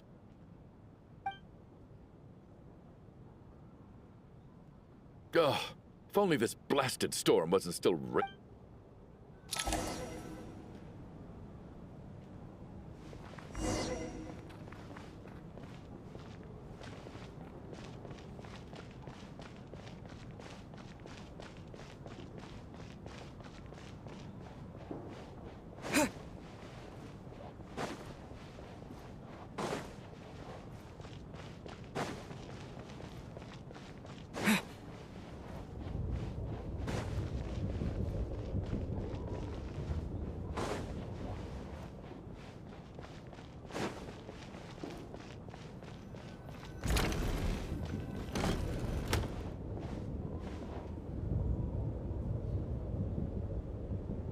Looks like now we can just rest until the snowstorm stops. I still can't believe Shram turned out to be a ghost who'd been in the theater for hundreds of— Knock, knock. Huh? Knock, knock. You know the door isn't closed, right? You don't have to knock. Think of it as a signal then. When I'm entering someone else's room and I knock, I'm here as Odette. If I don't knock— Thanks. So, why did you come to find me? Vodyanitsa said you knew about my secret identity from the start, but when everyone was discussing who Lelik could be, you were worried that revealing what you knew would be unfair to me. Yes, I'm extreme— It's nothing. I mean, you didn't hold what happened with Signora against me, so— Actually, there's something else as well. I found myself in a situation similar to the one, so I thought I'd come and ask you for advice. It's about Mitya. Before all of this, the last time I saw him, he was dead. As I'm sure you know, my goal as Lelik was to stop Project Stuja. Well, when I found out the tech lead for the experiment behind Project Stuja was Mitya, I immediately started planning to track him down and threaten him. I often saw him around the theater, but I soon concluded that making my move there would risk exposing my identity. So I decided to infiltrate the Armory Palace and go directly to his lab. That way, the threat would be much more effective. Well, I suppose there was a bit of luck involved, but I am a Fatus, so I already had some familiar. But when I finally made it to his lab, Mitya seemed to be dead. I checked his breathing and his pulse. He had no vital signs whatsoever. I thought maybe another anti-Project Stuja activist had beaten me to it, and chosen a much more brutal method.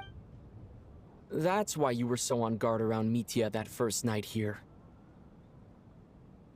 Yes. When I saw him sitting in the audience during the performance, I could barely contain the shock. To me, it was a miracle. Somehow, he'd come back from the dead. But then, the murder started happening, and that is, until Mitya himself said there must be a dead person among us. And yet, you thought that bringing it up right away would single Mitya out. Exactly. I thought there could be something I would— Besides, we soon figured out that Mr. Shram was a ghost, and we knew there was only one extra person. But now, it seems like there's another candidate. I understand why you kept it to yourself. There was so much information being thrown around during that discussion. Bringing up— So, what do you think we should do? Let me confirm one thing first. When was— Around a week ago. Sometime in the afternoon. A week ago? That's earlier than I thought. I saw him just a few days ago at a restaurant. That definitely would have been after you found. He seemed completely normal to me. Chatting with Vodyanitsa, trying to avoid Valeri. So he was definitely alive on that day. Huh. Well... Here's a thought. The reason we even suspected a dead person could be among us was because of the problem with the... But Mitya's death happened inside the Armory Palace. The ley lines affecting the theater shouldn't reach that far. You're right.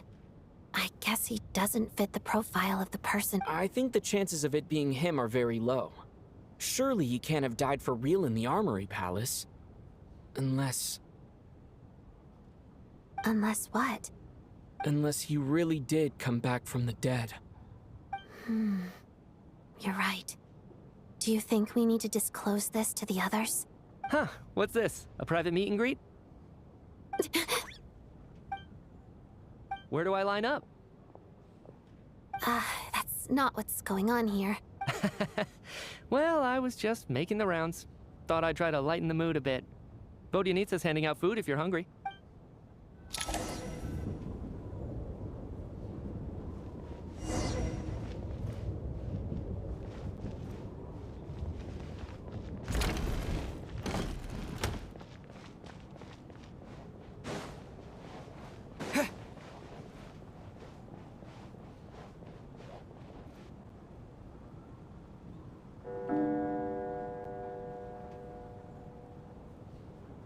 What is going on with this storm? Could it be connected to that monster that just arrived in Snezhnaya? I almost hope it is. Her Majesty the Tsaritsa left to vanquish that beast herself. We just need to wait for... Do you think people still feel the cold after they die? I'm wondering about Shram. Oh, maybe we should... Death itself is cold, isn't it? I'm sure the storm will embrace him. Well, I hope he has a safe journey. I'm going to miss him, I think. It's not like we can blame him for thinking back on it. We barely made it out alive ourselves. Once we get out of here, how are we going to explain what happened to their families?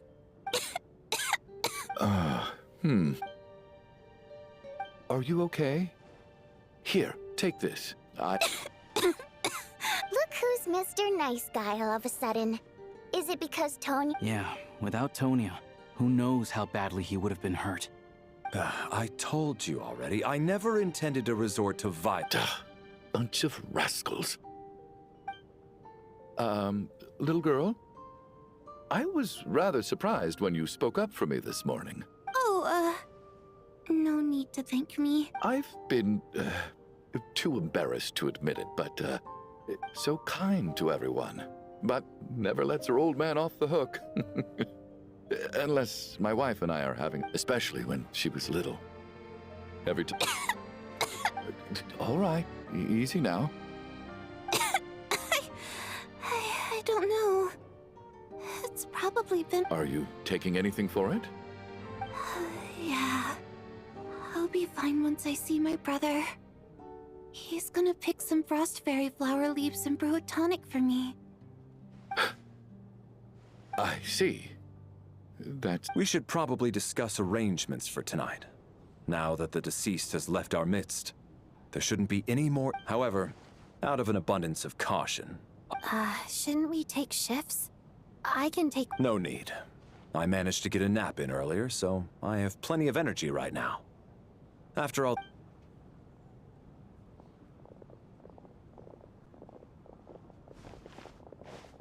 What a long day. This whole situation turned out to be way more complicated than I expected. But Valeri's right. I should just try to calm down and get some rest.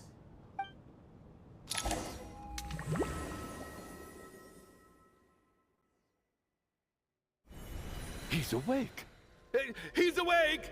Get over here, you big lug, and take a look! If you must call me something, call me Mr. Door. The Black Mist is coming. You need to go... Are you all right? Can you walk? We just got attacked by monsters on our way up. That Mr. Door fellow protected us. He just seemed to come out of nowhere. Not much of a talker, but when it comes to taking down monsters, that man doesn't... Curses! The Black Mist is catching up to us. We need to keep going. Mr. Door, I don't believe I've ever seen you around here before. Why is that? There's no need to try to get to know me. I'm just Mr. Door. I have to find the door that belongs to me. Mr. Door! Looking for trouble? Get rid of them! I can just push these ones up. Oh, well, anyway, we're lucky to have you here. Thanks for saving us earlier. No need to thank me. This is where my duty lies.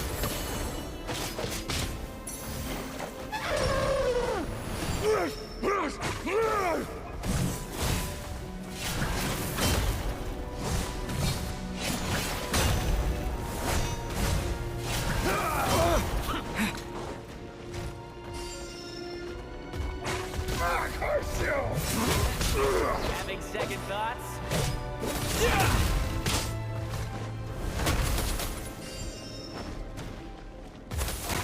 Fighting frog! Blade!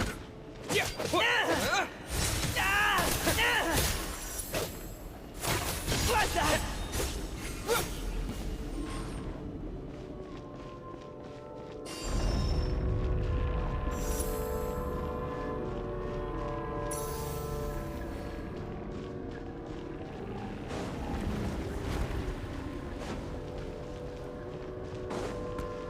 So we're doing this the hard way. Taste my fist!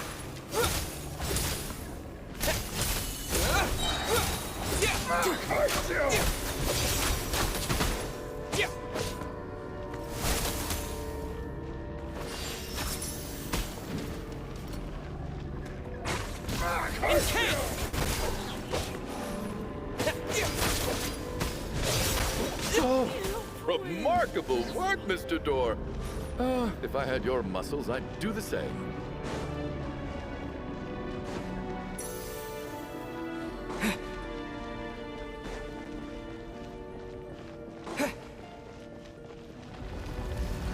Are none of these doors the one you're looking for? No.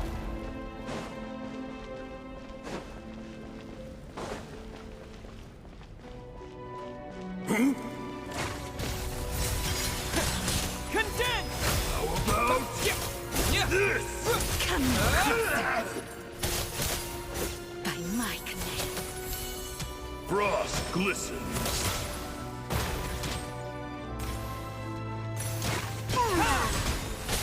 Oh, goodness!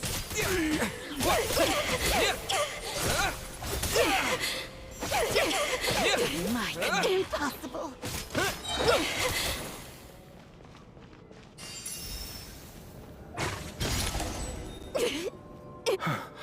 I'm so exhausted. And the black mist is still rising. Wait, look! There's more monsters down there. Are they coming from within the black mist? No, no! They're gaining on us! Quick, keep going! Oh. Mr. Door, what are you doing? We need to get out of here. Found it. This is my door. What? You mean you're going to... I am a door. This is where my duty lies. No! You saved us. We can't leave you behind. You must keep going. A door can only keep things out for so long. You must make haste. But... Oh, you're right. Let's go. We can't let Miss...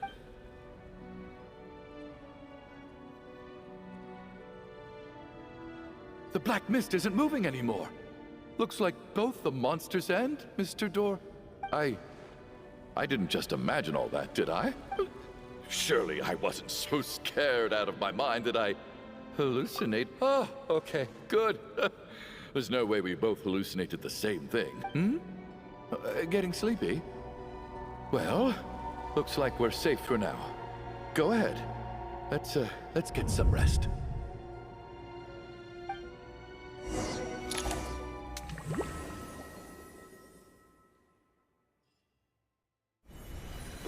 What time is it? I guess everyone's still asleep? These past 2 days have been exhausting. Larry?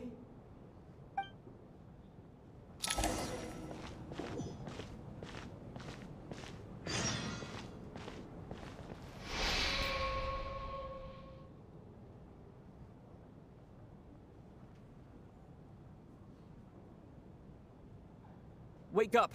Everyone needs to wake up!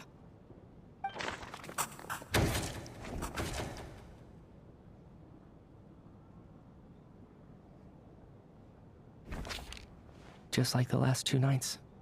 No clear cause of death.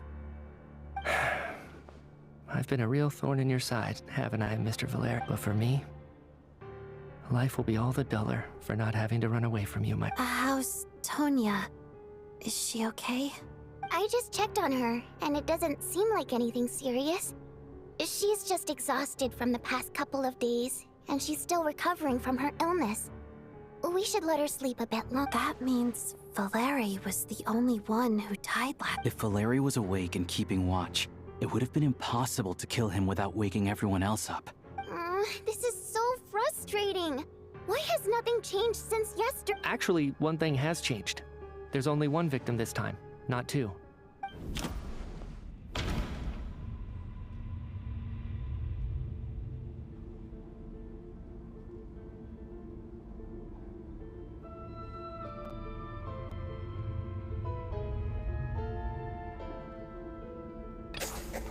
After the deceased Shram left, there was 1 less victim last night. That more or less, it's a reasonable conclusion, considering the only variable that changed. The number of people who die each night is equivalent to the number of dead among us. That's your theory, right? Exactly. We identified Mr. Shram, and the night after he left, the death toll dropped from 2 to 1. By that logic, there must be 1 more dead person left among us. Another one? But there was only 1 person unaccounted for in the ticket checks, right? The head count should match up now. Having an extra person was definitely a cause for alarm, but being 1 person short isn't nearly as unusual. Someone could have left in the middle of the show, or made it out before the storm hit. 1 more dead person among us. If Mitya's theory is right, then it's just, at the time, we had no reason to think there was more than 1 dead person. If only we'd taken it more seriously as a possibility. I'm sorry. This is my fault. I had information that could have been helpful. I'm partly to blame as well. I was too quick to dismiss Odette's concern. What is this about? What have you two been getting up? Sounds like there's some big news you've been keeping from the rest of us.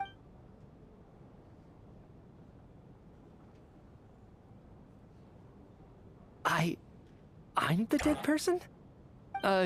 Wow, that's certainly news to me. Odette and I talked about it yesterday, but we thought it just wasn't possible, so we left it at that.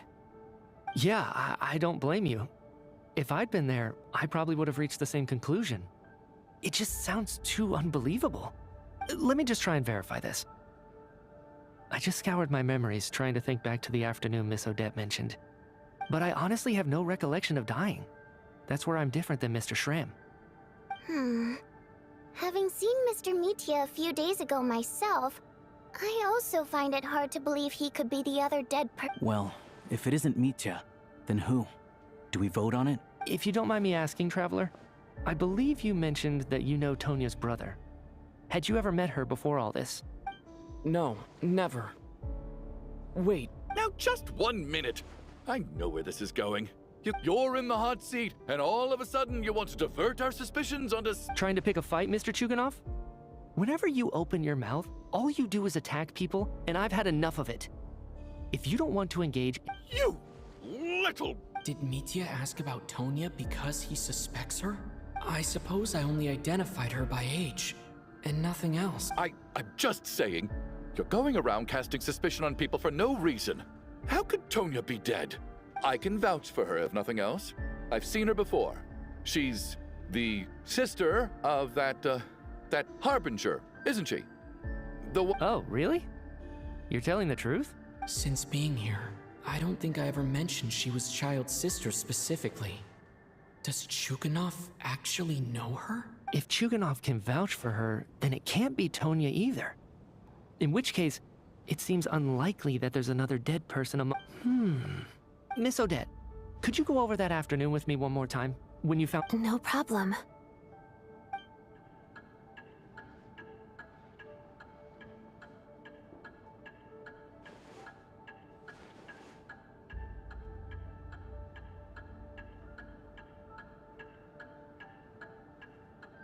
Huh.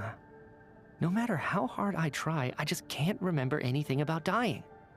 But I do remember something else. Miss Vojanitsa, during our last meal together, I told you how some of the researchers were suffering from temporary memory loss. Do you remember that? Oh, yeah. You said it was hindering the progress of your experiments. Right. And even though I don't remember dying that day, I'm pretty sure I experienced something like amnesia. Some of my memories from that afternoon are missing. Are you suggesting you're missing the memory of... Of course. How am I only just realizing this? Humans aren't necessarily aware of their own death. You mean being silently assassinated, or dying in your sleep? Situations like that? The researcher's amnesia. Suddenly it all makes sense. I must thank you, Odette. I think your perspective just helped me reach a breakthrough. All right. It's decided then. Oh, leave! Hey, wait a minute! Aren't you rushing into this? What if you're wrong? You'll pay with your life. Come on, kid. Aren't you gonna fight for your life? This seems like a rash decision. I have other reasons beyond what's been discussed. In fact, I remember during Miss Odette's performance, while I was sitting in the audience stalls, a brilliant new idea for my research popped into my mind. But then, my train of thought suddenly, I can't remember it now at all, and I didn't take any notes. I guess that must be another instance of temporary amnesia. No. Hold on. I see where you're going with this. You're suggesting that each instance of temporary amnesia is a death, right? There's a glaringly obvious flaw in that idea, no? How can one person die so many times? I believe Miss Odette's account. During the period where my memory is blank, I must have been either dead or in a similar state. All it would take is for the same thing to happen in the theater, and I would come under the effect of the ley lines in this vicinity. This increases the likelihood of me being the deceased, does it not? But... There's no evidence to suggest that anyone other than me is a candidate for the deceased. So allow me, as a scientist, to treat this as an experiment. Please relax, everyone. I don't think things are as bad as they may seem. If I really am the deceased, then to leave the theater will be a relief for me. If, on the other hand, I'm still alive right now, well, apparently you've all witnessed my resurrection recently anyway. Who's to say I won't return from the dead again this time? Mitya's right. This is the only thing we can try right now. I think he's deliberately downplaying the gravity. What is a scientist if not someone who gambles on experiment after experiment in an attempt to obtain the truth? With this snowstorm, the ley line phenomenon, ghosts of the dead, and my amnesia, we've been paralyzed by not knowing and powerless to do anything about it. But if I do get resurrected, you can be sure that I'll come back with the truth of all this. Just you wait.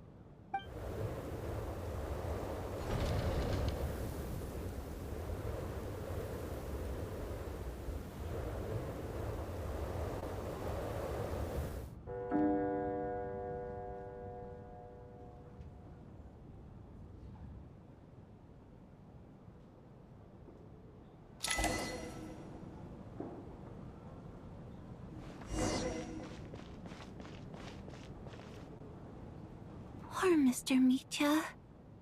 I didn't even get to see... Maybe it's a good thing that you weren't there to see it. It was a hard... I hate goodbyes.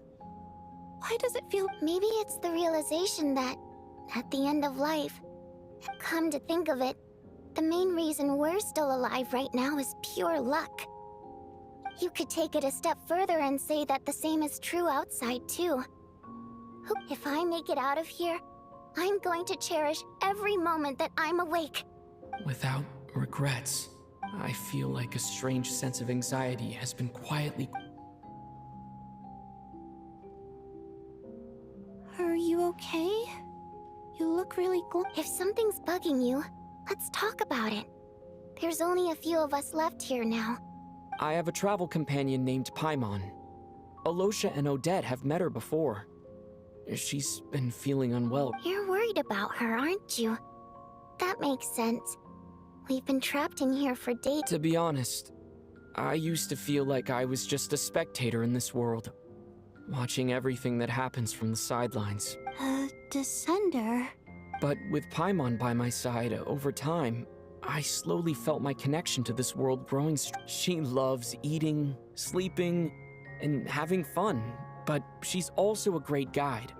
It's her authenticity that makes this whole world feel more. Over the last few days that we've been apart, I've often caught myself wondering, what would Paimon say if she were here right now?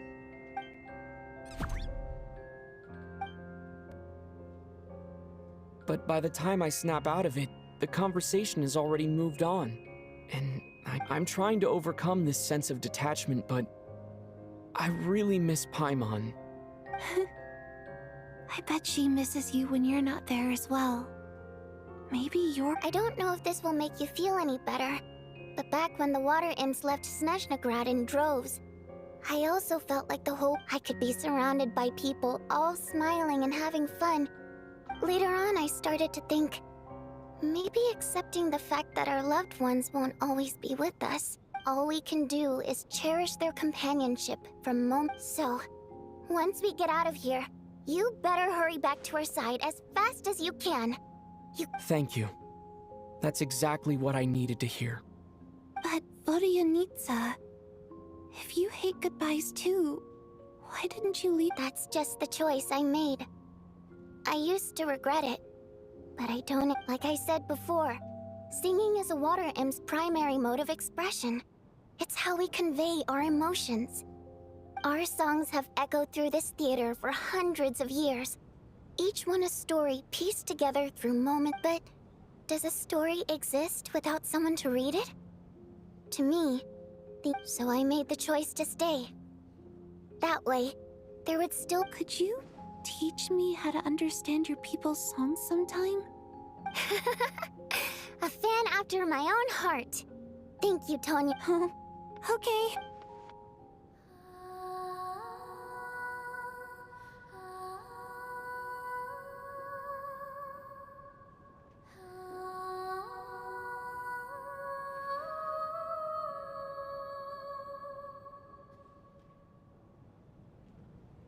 I've never heard that one before.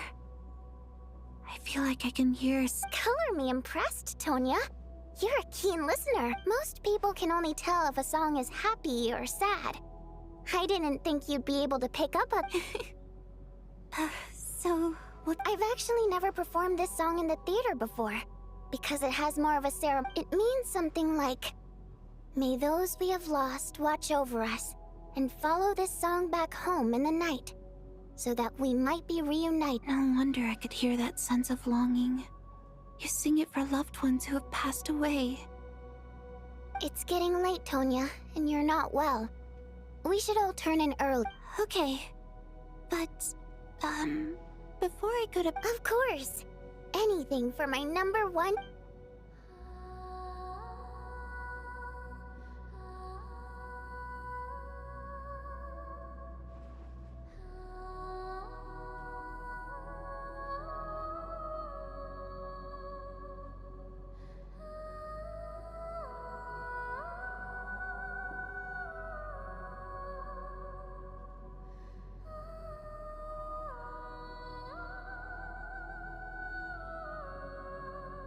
Once I get out of here, I definitely don't plan on ever, but I guess that means I'll never get to hear Vodyanitsa sing again.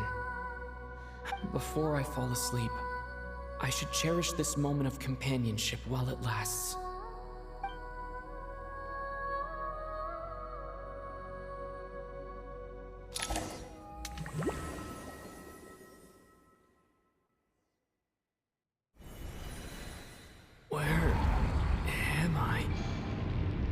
It's so dark in here, and I feel kind of dizzy. Huh? What was that noise?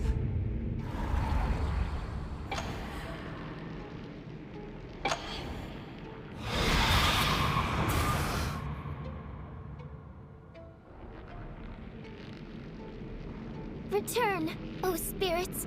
Fulfill your oath of protection.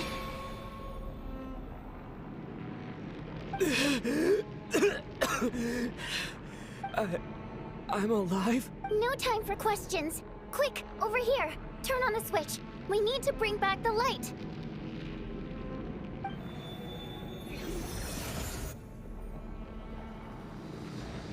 Alright, we're safe.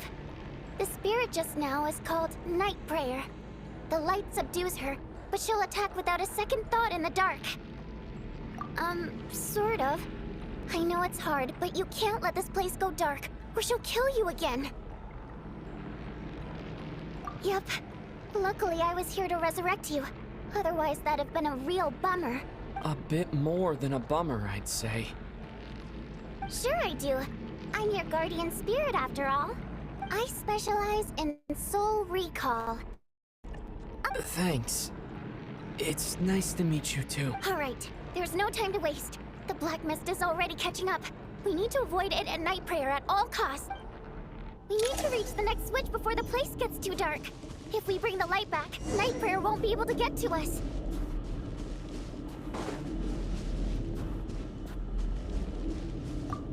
Sweet, sweet light! It's back! Now that's a sight for sore eyes. Shh! It's Night Prayer. We need to move quick, but don't let her notice you. Look out!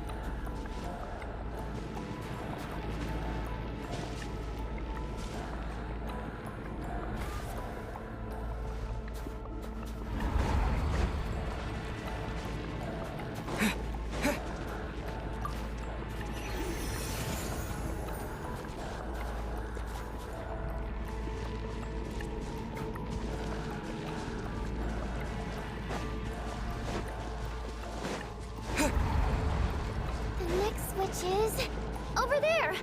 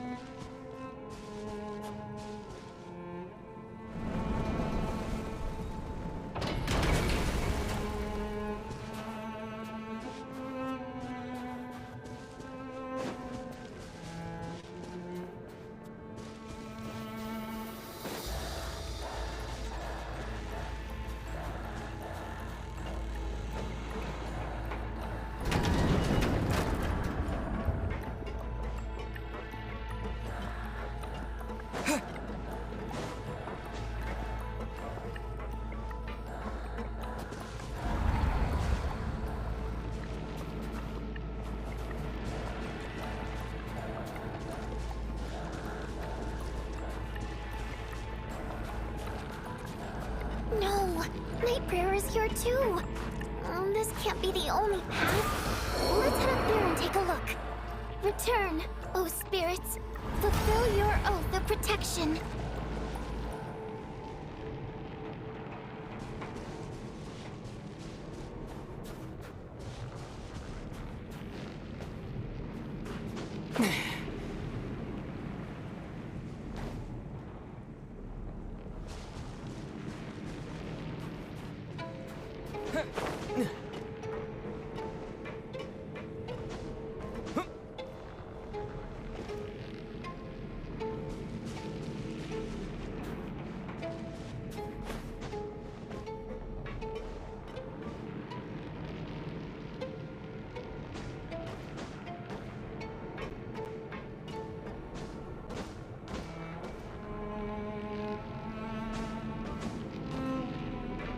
switch is just up ahead. Hurry!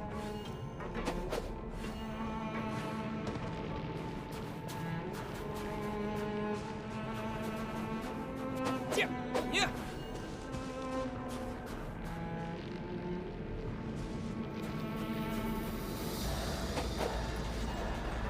And take!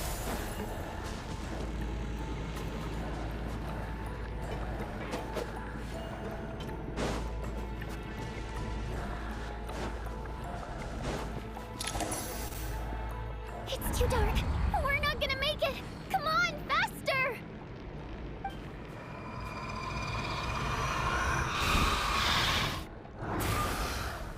Traveler! I won't let you die like this. Not on my watch.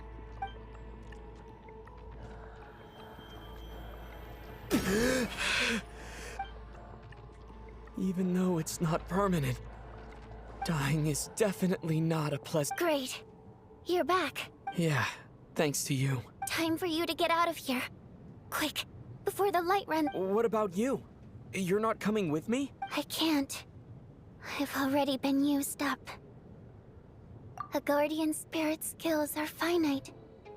I can only resurrect some. I might not look any different, but my essence has been exhausted.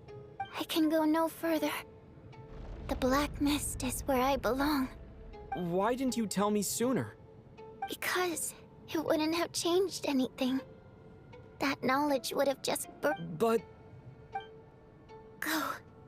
Now, before it's too late.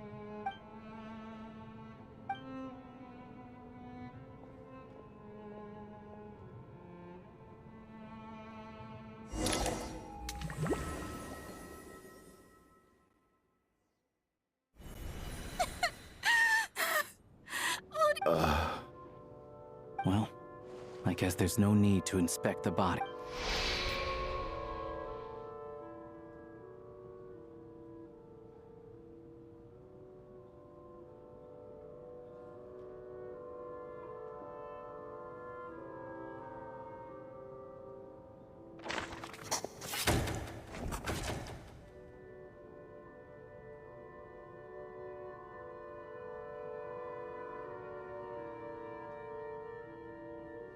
This wasn't supposed to happen. You lied to us, didn't you, Chuganov? You've been lying. Take a long, hard look at yourself. I suspected you on day one, Lelik, and now look where we are. By some strange coincidence. And you, little hunter, ever so content with staying on the sidelines. Yeah. Now you're just lashing out indiscriminately. That's either where was all this passion and bravado before? Decided to fight until the bitter end. Is that it? Is that a threat? Fine, bring it on. You think I'm afraid to die after all this? After all the trauma of the past few days, everyone's been pushed. Valeria and Mitya aren't here anymore. Someone else needs to step up and take... But first, I need to think this through.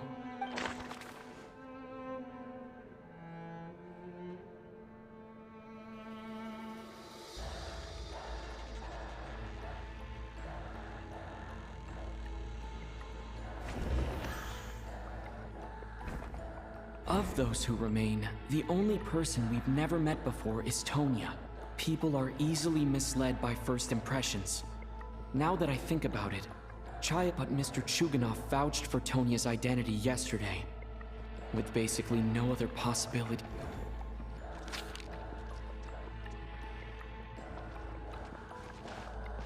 Tonya, how's Tusser been lately? Tusser? Your brother Ajax must have mentioned me in his letters home, right? Did he say anything about a blonde traveler? No. And my brother's name is Razik, not Ajax. Chuganov, looks like it's your turn to do some explaining. Yesterday, you said you could vouch for Tonya. I knew you were behind this, Chuganov. You've been lying through your teeth from this. Everything about you is fake.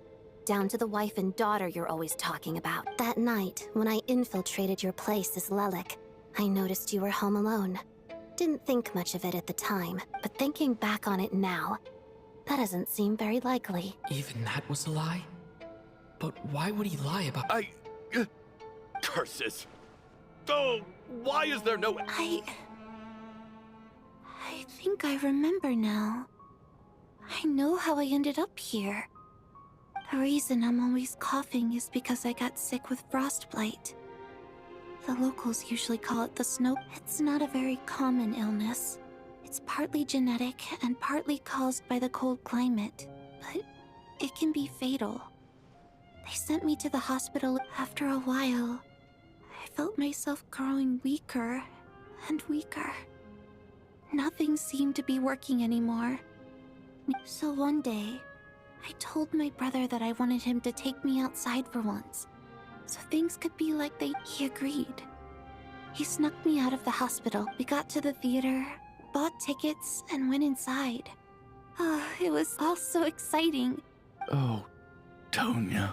When I woke up, I couldn't find my brother anywhere. But there's no way he'd leave me behind.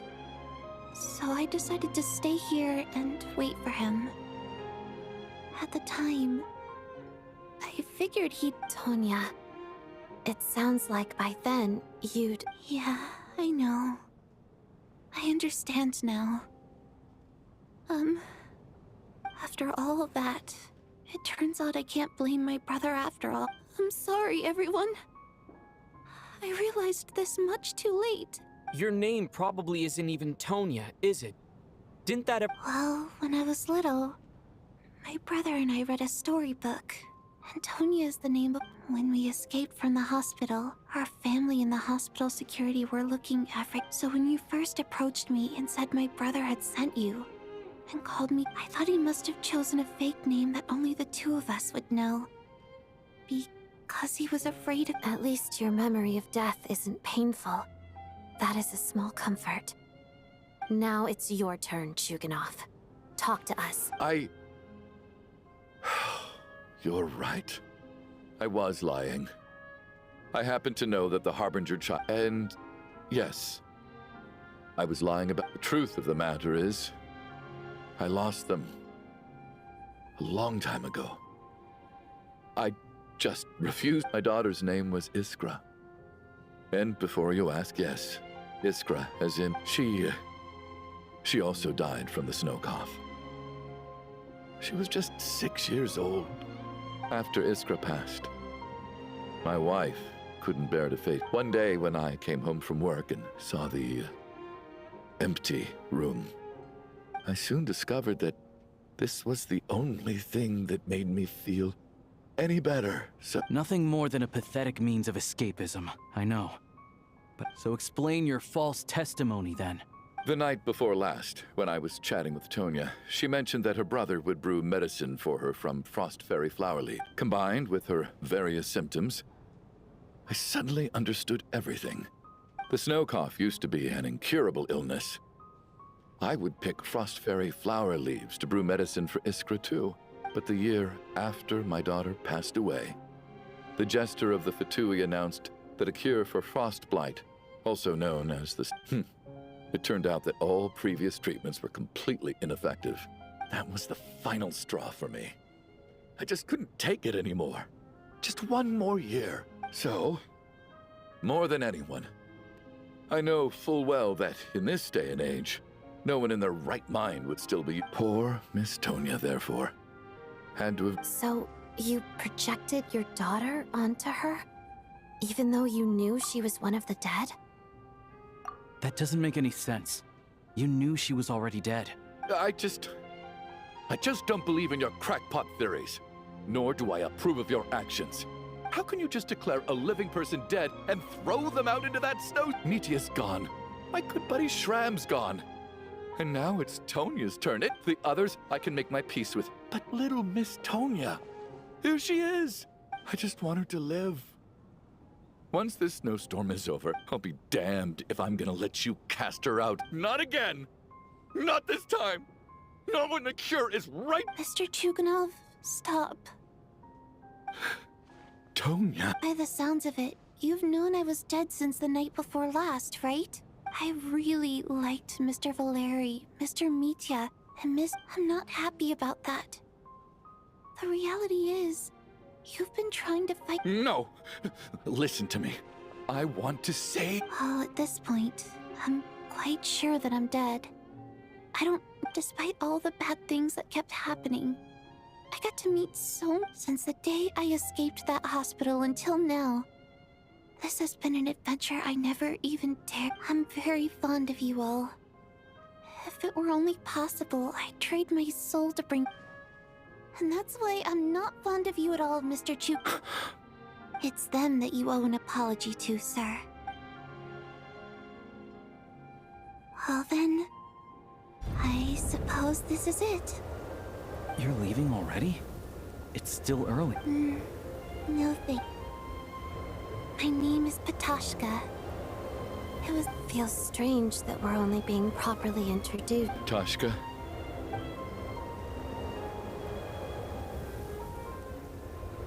What are you doing, Chuganov? Are you crazy? Let me leave. I can't keep— In your dreams. Don't think you're getting off that easy when you had a hand in the deaths of so many— The Fatui have honed quite an array of enhanced interrogation techniques since they—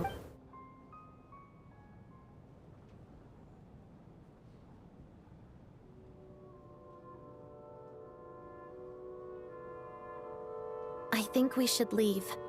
I doubt this snowstorm is ever going to stop. For all we know, this storm might have destroyed all of Snezh— Wait, we finally solved the mystery of the haunted theater today. Maybe let's at least try to enjoy tonight? Fair enough. I don't particularly feel like dying And yet you won't let me die first. Hey, Chuganov, on a serious note, if we do make it out of here— Is this really the time to be discussing my— All right, fine. I'll shut it. Am I hearing things? There it is again. But I don't understand. The snow— Should we open the door? Is this it? Is this nightmare? If the last few days are anything to go by, I probably shouldn't be getting my up whatever lies beyond that door at this moment.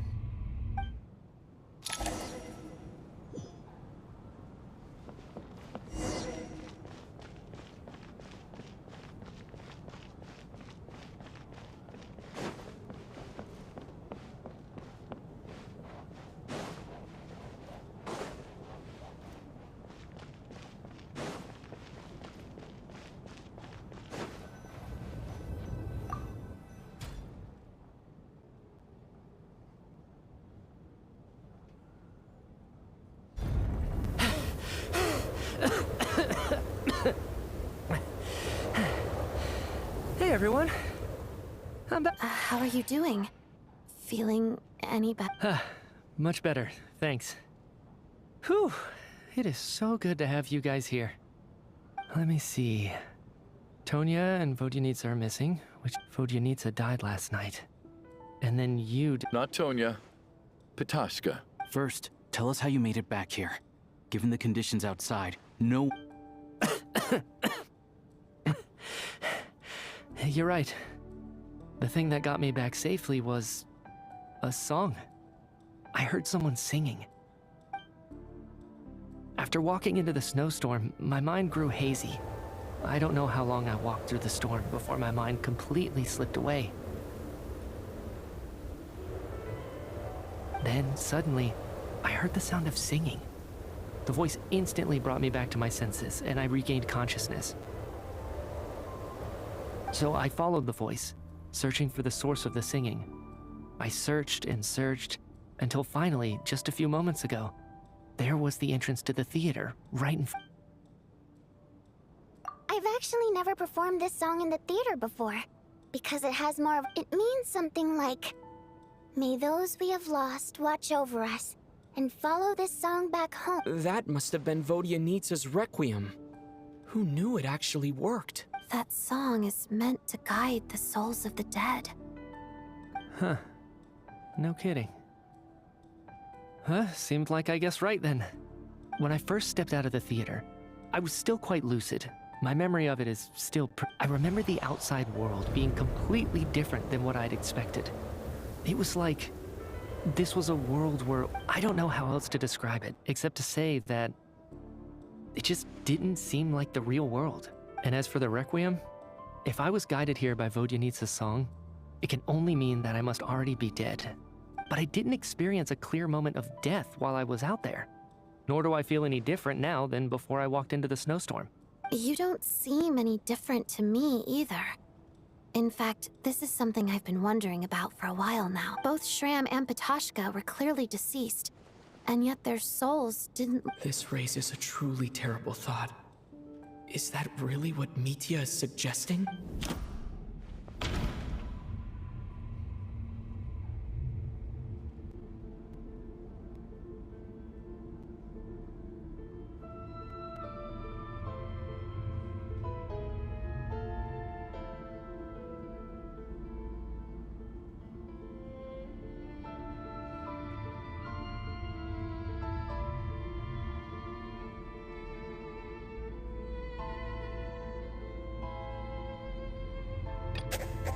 The Requiem calls to the souls of the dead.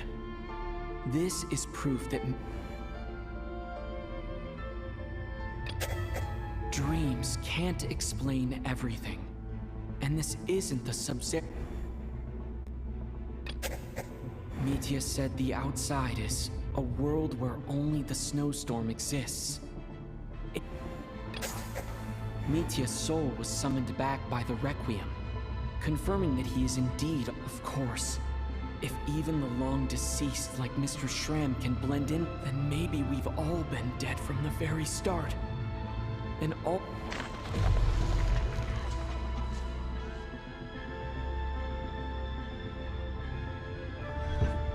Yes. I think that this is probably the afterlife. What did you say?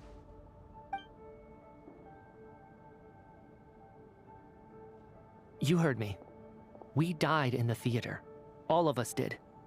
But due to an obstruction in the theater's ley lines, our souls are trapped here. It's ironic, really. All that time, we were working so hard to figure out who the deceased among us were, when the truth... Do you remember that note, "Death is near"? Seems like we misunderstood what it meant after all. Death was nearer than we wanted to think all along.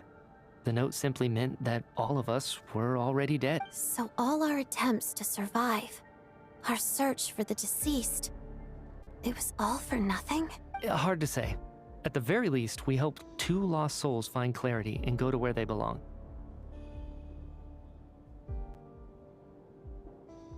The presence of those 2 is probably what caused our souls to be drawn in by the ley lines.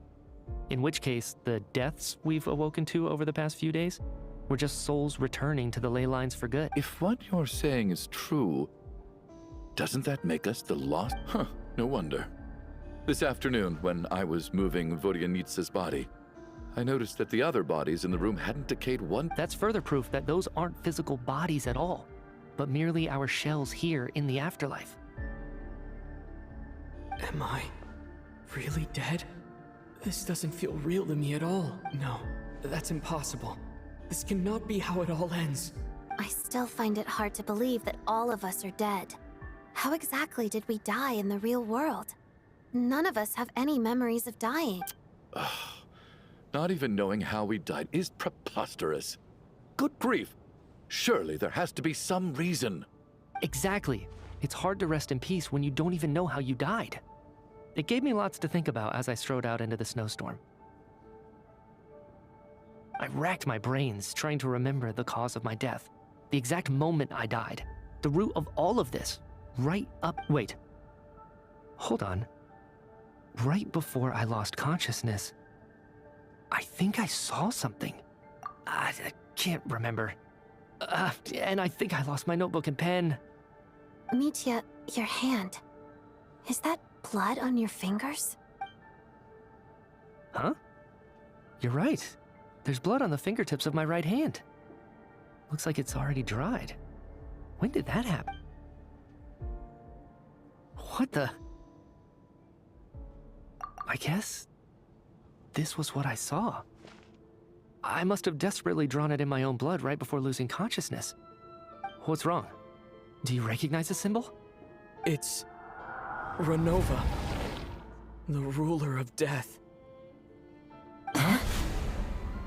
Alosha, do you still remember that Snezhnaya folktale you told me about? It was about the Grim Reaper.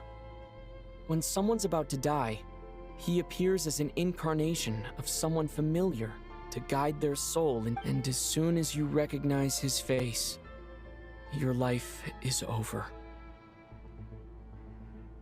I heard a similar tale when I was little. You think the Grim Reaper in this story refers to the ruler of death you mentioned? That's right. In which case, death is near could also mean that the Grim Reaper is here disguised in a familiar form. Death, the deceased, and the Grim Reaper? So it's a triple entendre. When I first saw this note, I thought it contradicted the investigation report. But now it seems like that was the whole intention. So the Grim Reaper deliberately misled us. Then, we started suspecting each... By that logic, the one person most likely to be the Grim Reaper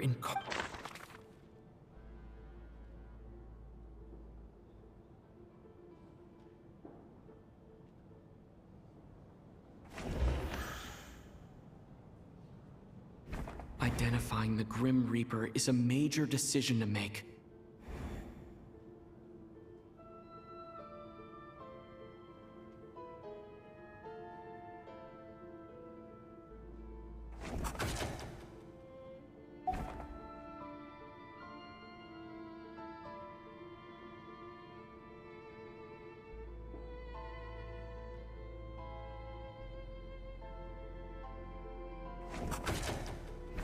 The Reaper is right here among us, and won't leave.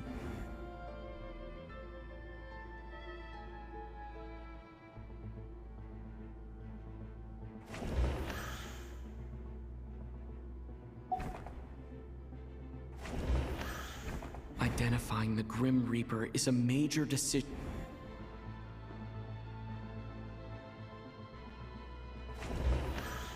Identifying the Grim Reaper.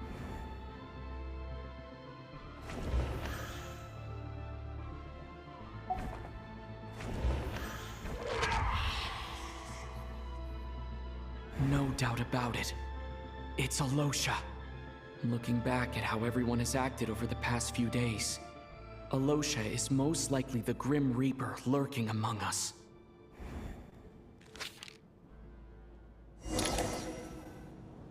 Is it you, Alosha? You were the first to discover the investigation report, and you had plenty of time to slip the note inside to mislead us. So? Surely you can't suspect me based on that. What if someone else found the investigation report first, slipped the note inside, and then put it back without— There's no denying it. The note could easily have been slipped in much earlier. That's not all. I've also noticed that although on the surface, Valeri, Mitya, and sometimes I were the ones taking charge of looking back now, even though you didn't say much, you were always subtly guiding everyone from the sideline. What do you mean? You were the one who emphasized how dangerous it was outside and insisted we all stay here. It was also you who suggested that we all— And earlier today, you tried to convince Patashka to stay. I don't understand why, but it was out of character. So, you didn't understand my intentions, and now you're assuming the worst. He still won't admit it. Fine. The biggest question I have right now is, if the Grim Reaper is impersonating Alosha,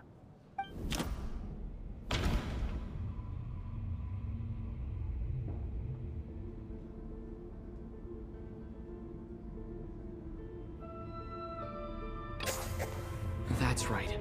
This was the moment. Right at the start. Before any victims had even emerged, Alosha was switched with the Ruler of Death.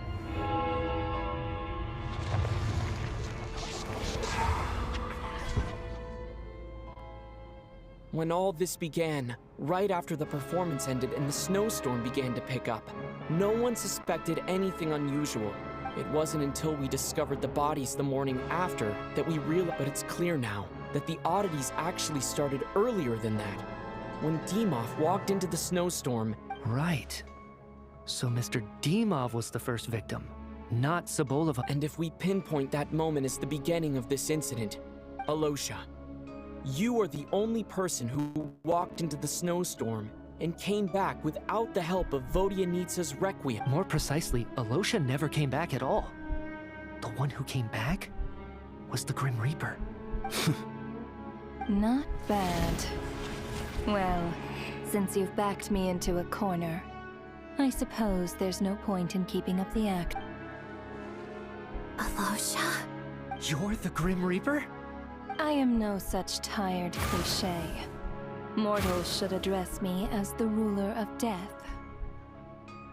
Before being wiped out for good, you identified the two deceased, and even sensed my presence. A commendable achievement. I heard you can ferry souls. Those deaths each night. Were they your doing? Your initial conclusion was correct. Due to the existence of the two deceased, the ley lines yearned to reclaim those. Every night they devoured an equal number of souls to fill the void. This required no intervention from me. Though of course, here, take a look.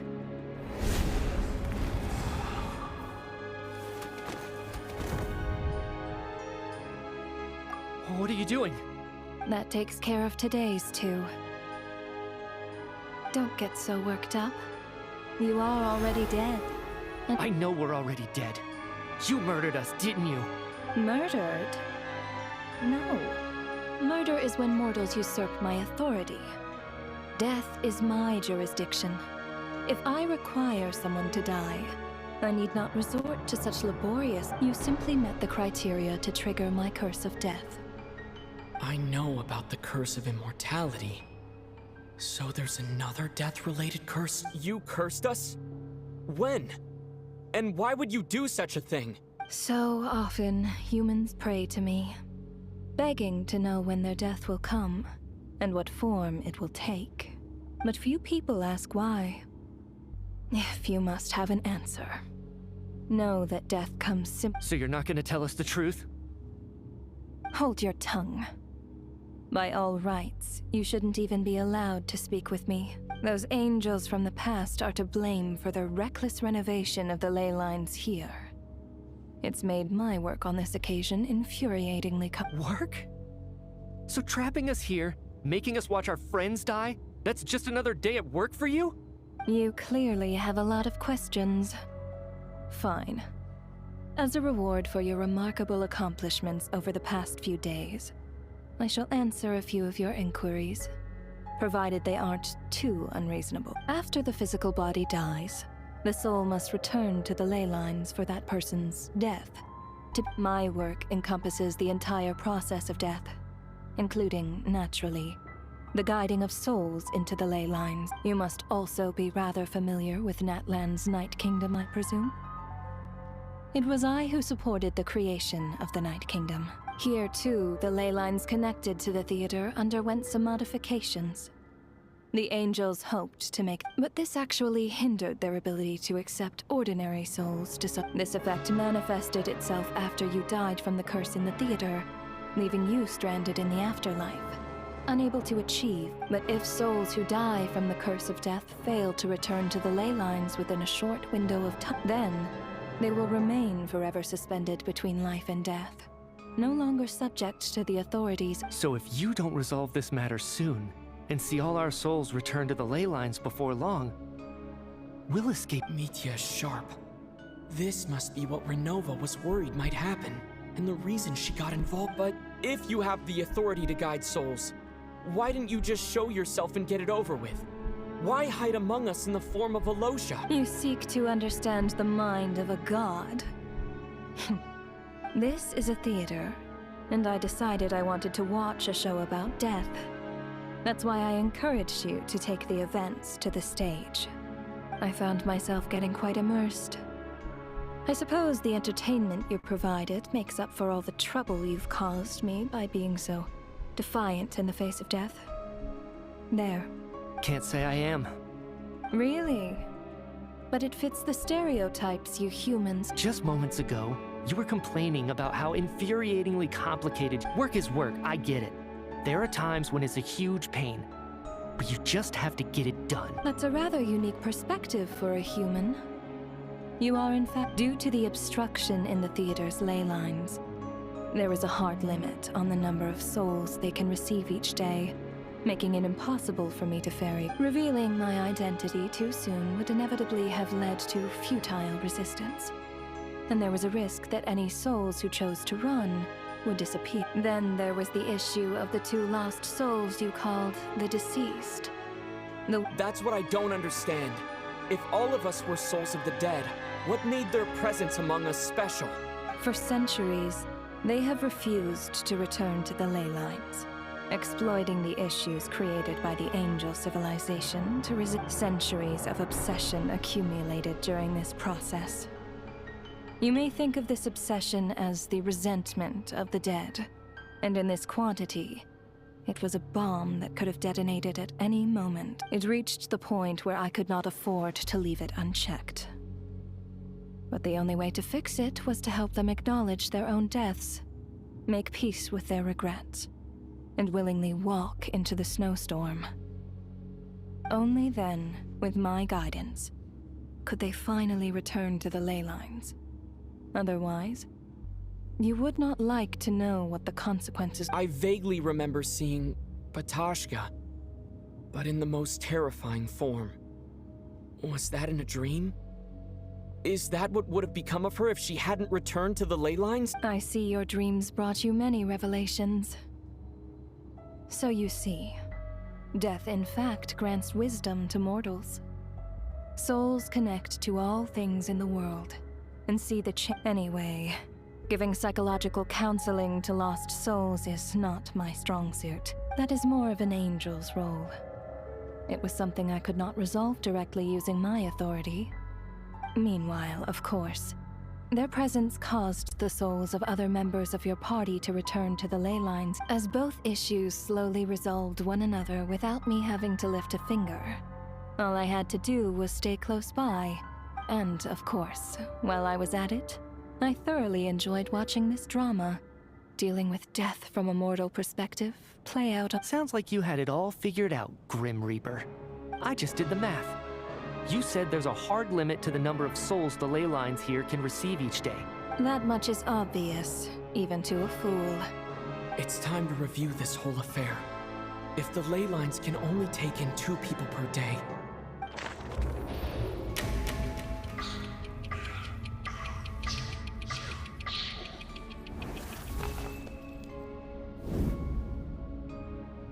looking back now, none of us had the faintest idea at the time. From the moment that staff member named Demoff walked into the snowstorm, the incident had already begun.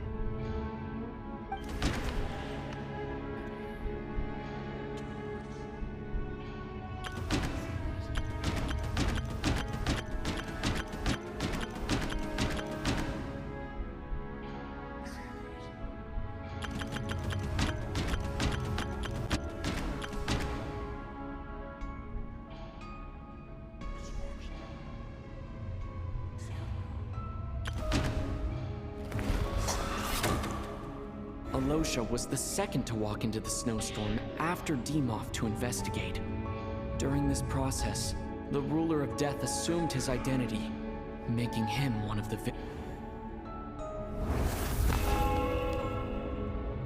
During our first night in the theater, everyone was caught up in the novelty of it all.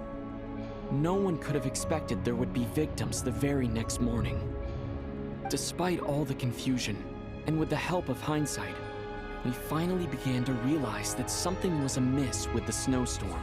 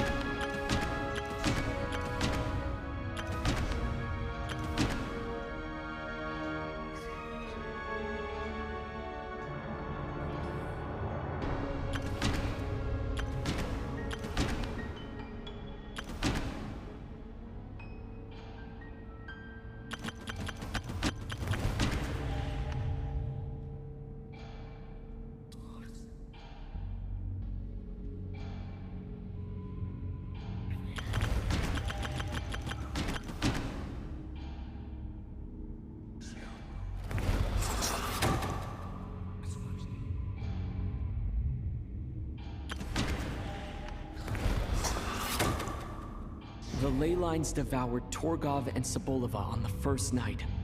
At the time, we thought this might be a murder case connected to Lelik.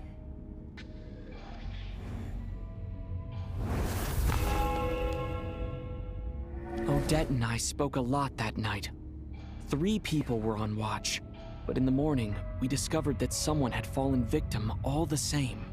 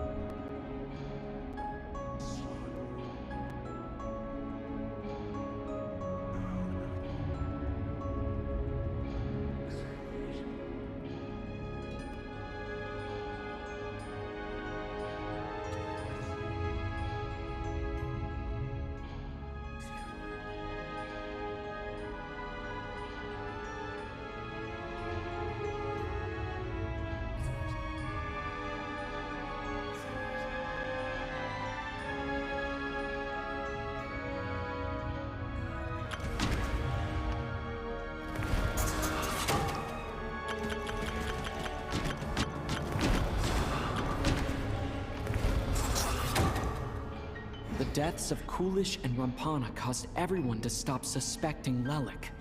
Unexplainable phenomena occurred one after another, leading Mitya to suspect that we were caught up in a supernatural event.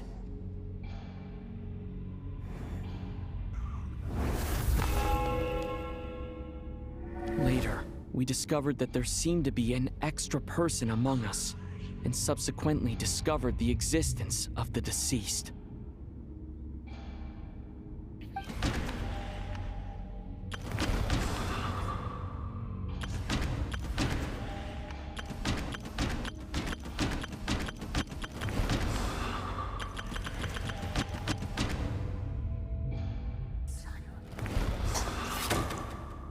Mr. Schramm realized he was the deceased and walked into the snowstorm to return to the ley lines of his own accord. It turns out there really was a dead person among us.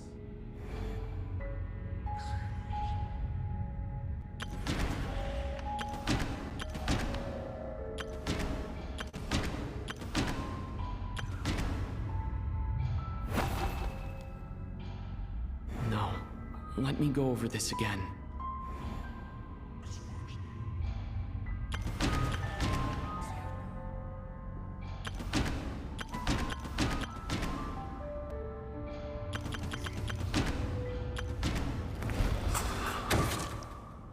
Thought it was all over, but Mr. Valeri's death was a rude awakening for everyone. The ley lines consumed him during the night. A lot happened today. Mr. Valeri's death led us to discover the connection between the number of deceased and the number of victims during the night.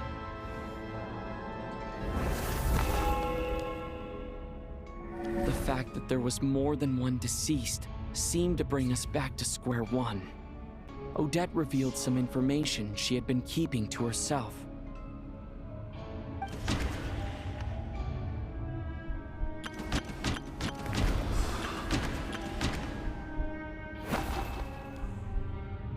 Although Mitya did indeed walk into the snowstorm that day, he returned from the ley lines with the help of Vodyanitsa's Requiem.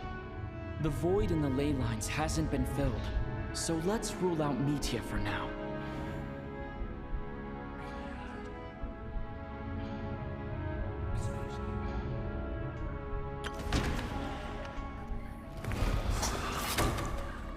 Vodyanitsa was swallowed by the ley lines in her sleep, but the Requiem she sang before falling asleep was quite a game changer.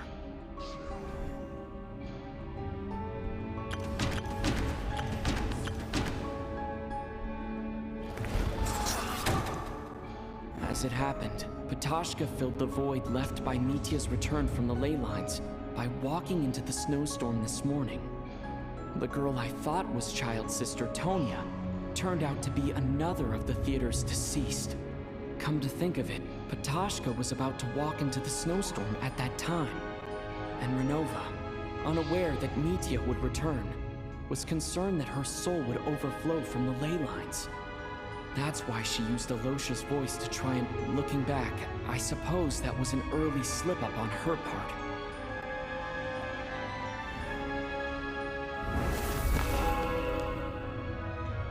No one could have expected anyone who walked into the snowstorm to return.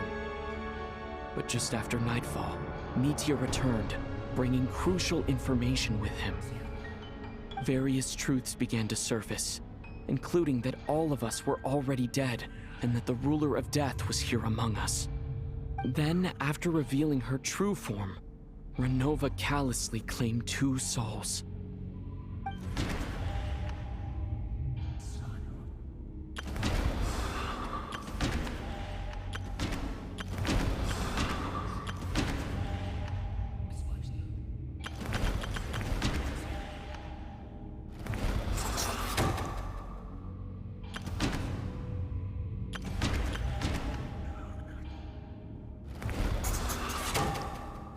In fact, everyone was already dead by the time we took the photo. And in the days since, we've experienced many more partings in the afterlife. Now, only Mitya and I remain. And the true culprit behind everything still stands before us. In Mitya's eyes, I see the same anger and frustration that I feel.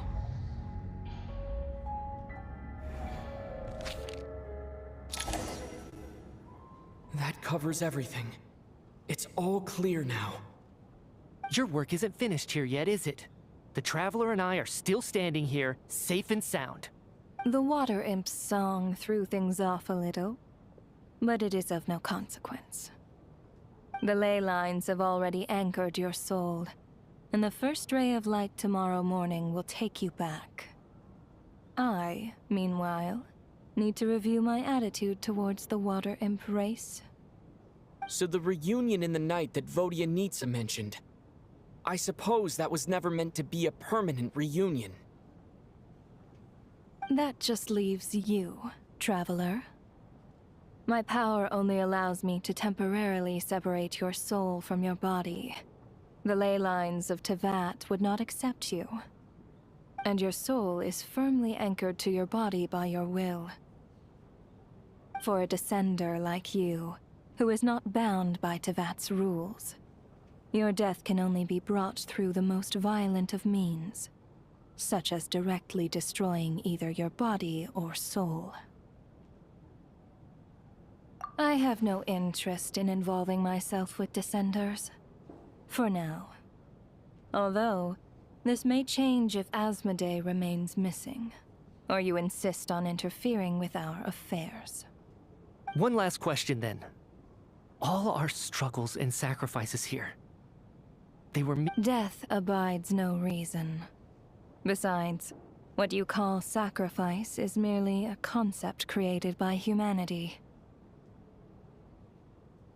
To me, it is nothing more than a self-indulgent charade in the face of death. Mere mortals fantasizing that their actions could reclaim something from my grasp. A truly laughable idea.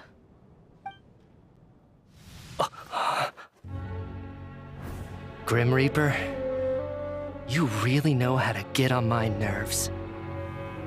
I'm not here to ingratiate myself with you. I kill merely because your deaths are necessary.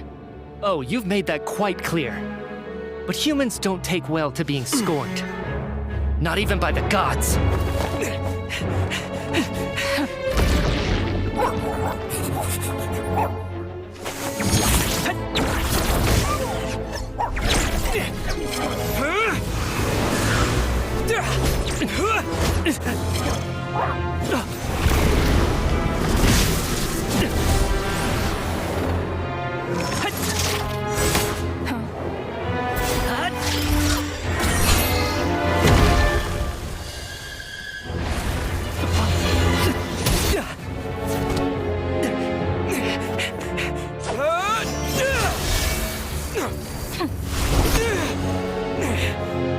This is futile.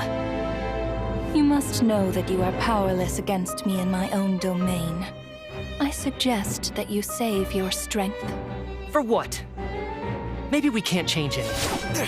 But if nothing else, we can at least teach you to have some respect for the dead.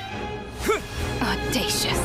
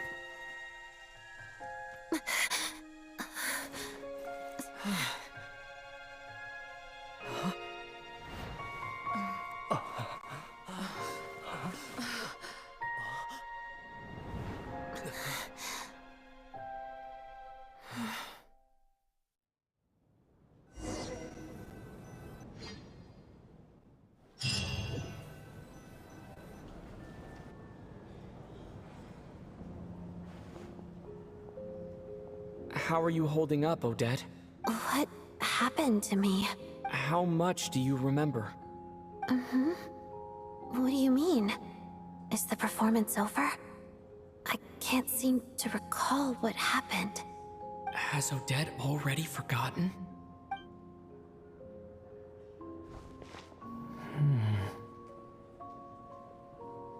Mitya? Oh, I'm sorry. I guess I spaced out there for a second. Don't you remember anything?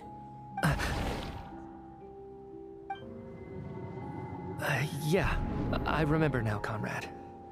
Looks like we guessed right. Just like me when Odette found me at the Armory Palace. For some reason, everyone killed by the Ruler of Death eventually came back to life. Just with one catch. They forgot what happened while they were dead. Odette and the others have already forgotten everything. Why were you able to remember this time? Could this be the reason? You said this is the Ruler of Death's symbol, right? I don't see anything there. You don't? Huh. Okay, I guess that makes sense. I carved this into my hand in the afterlife, so it's not... Does that mean I carved this symbol into my soul? What an unsettling thought. Still, at least I get to remember what happened. I suppose it's a blessing in disguise. What about you, though? The Ruler of Death mentioned that you're a descender? Is that why you can remember? A full explanation would get complicated very quickly. But that's essentially it. Well then, now that it's all over, let's figure out what we've learned. The first thing I notice is that everything here is precisely as we left it, right before our deaths. This confirms that time passes differently in the afterlife than in the real world. They say that right before death, time slows down, and your whole life flashes before your eyes. That must be how you know you have one foot in the afterlife by that point. Anyway, clearly the few days we spend in the afterlife probably only amounted to a few short minutes in the real world. This also aligns with previous reports of widespread temporary memory loss among the Armory Palace personnel. Now it seems likely that those were all brief deaths caused by the Grim Reaper's so-called curse of death. To those unaware of the truth, dying and coming back to life must feel similar to a short bout of catatonia. This leaves me with a couple big questions. What are the conditions that trigger this so-called curse of death? And why are we resurrected after we die? If nothing else, I think it shows that killing us wasn't her ultimate goal. We still don't know her true reasons for subjecting us to death. Right. This time only got complicated because of the situation with the theater's ley lines. That's why she had to approach it differently. If the previous incidents of amnesia among the researchers are anything to go by, killing us is usually a pretty routine matter.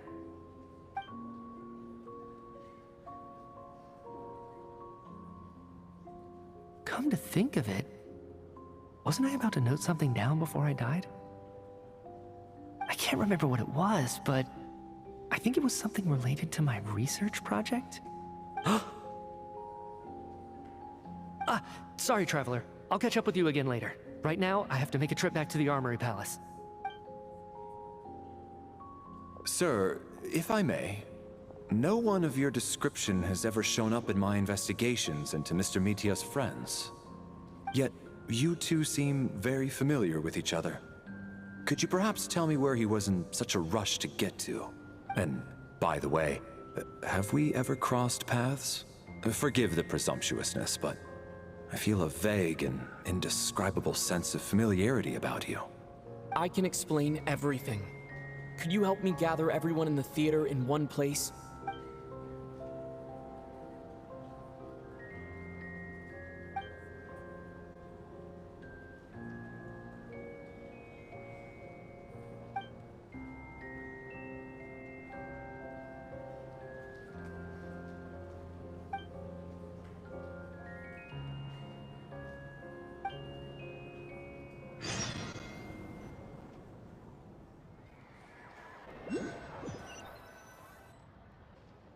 So, Chuganov really is going to shut down the factory. I guess this theater incident actually did us some good after all. So, you said I promised to take you to the Armory Palace while we were in the afterlife, yes? I believe you. I think I even have a vague memory of it. Agreed. Let's check in on her first. The whole reason for our trip to the Armory Palace anyway is to figure out what's going on with her health.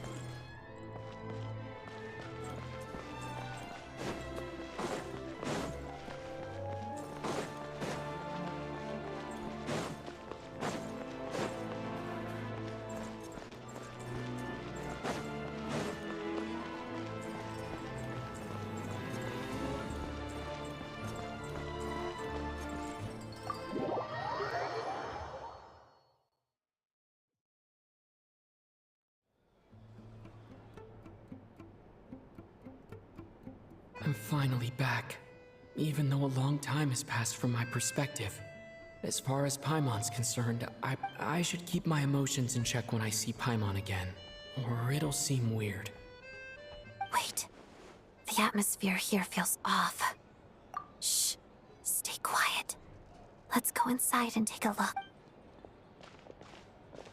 Have we still not been able to notify Child yet? We need new orders. What if that person comes back? I'm so sorry.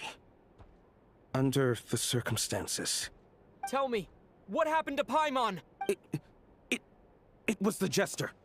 He came here in person and escorted Miss Paimon away. He's the director of the Fatui. His authority supersedes all others and cannot be questioned. There was nothing we could do. How long ago did he leave? And what was Paimon's status?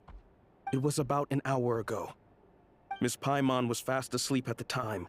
The Jester simply walked off with her as if it was only natural. Do you know where they went? The Armory Palace, most likely. Lord Piero, the Jester, has been overseeing the experiments there lately, keeping a close eye on their progress. Everyone in the... I'm surprised he came in person. Whatever his reason for taking Paimon, he'll most likely return to the Armory Palace first. Then lead the way, Odette. Okay, let's go.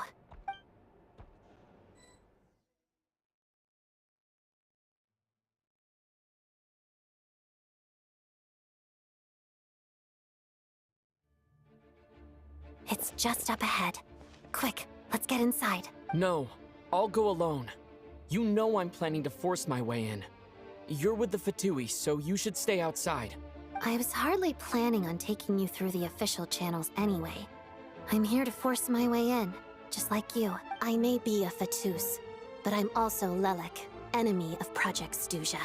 Paimon's safety is paramount right now. With me around, you'll have an extra pair of hands. There might be devices inside that are easier for an insider to deal with. If you say so. Let's go. There's no time to hesitate.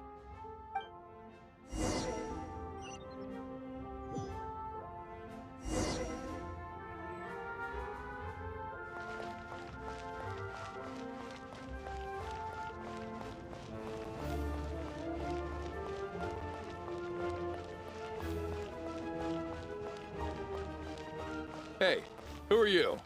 This part of the Armory Palace is under restricted access. What do you think you're doing? No questions, please. We're short on time.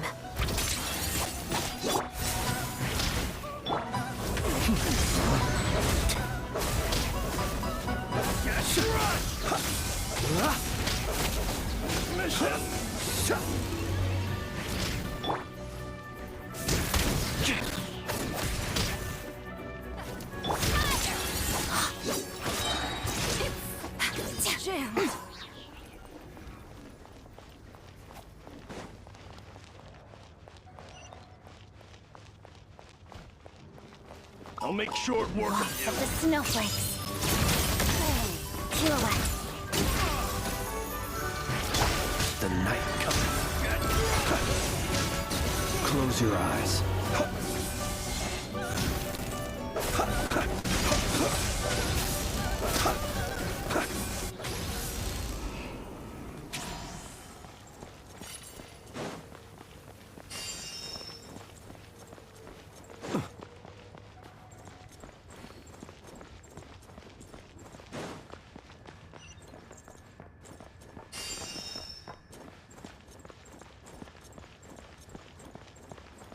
Trespass at your peril. Where are you? Cryo Storm! Fighting Cross! Archon, let's begin. Witness the snow swan parade. Observe. Close your eyes to dust.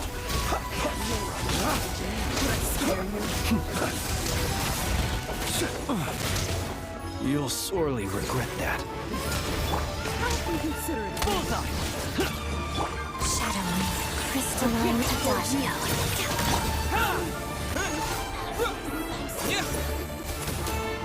Let me hear you tremble. Let us have sex. Your sin is denounced. Together.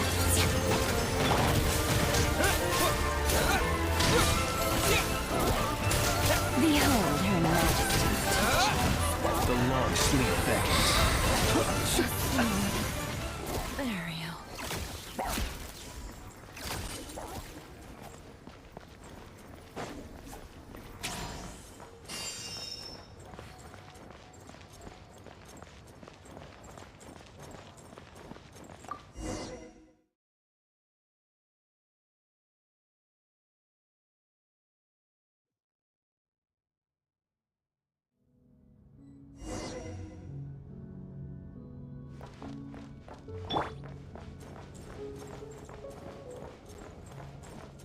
Do you have a pass? Where are you coming from? So, you're intruders, huh? Don't blame me for what happens next!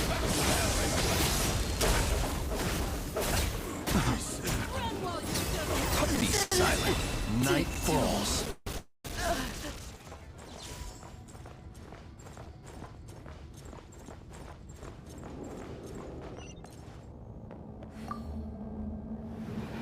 The Armory Palace is hidden this deep in? This place is much bigger than I imagined. They're conducting top-secret research after all. The deeper it's hidden, the better, is standard Fatui logic.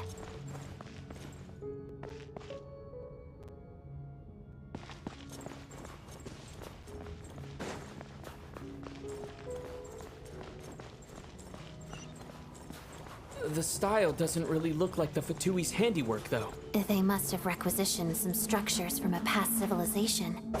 It also serves as a bit of a disguise.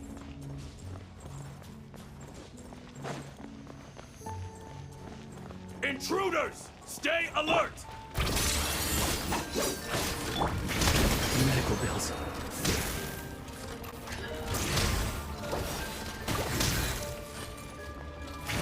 To it. Cryostorm! Witness the snow swan's grace. Surge. Observe. Be silent. A moonlit night for all.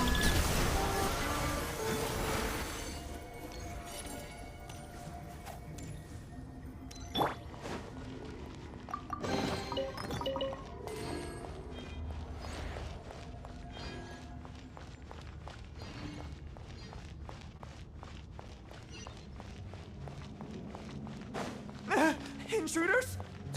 Don't come any closer! Just what are you guys trying to do here? I'll make short work of your scalp!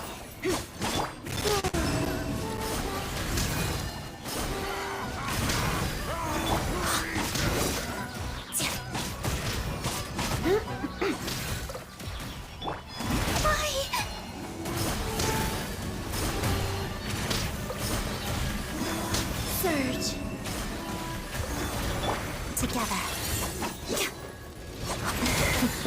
No one interferes with the Jester's work! Here, boy! Fighting frog! And cake! Three moons converge.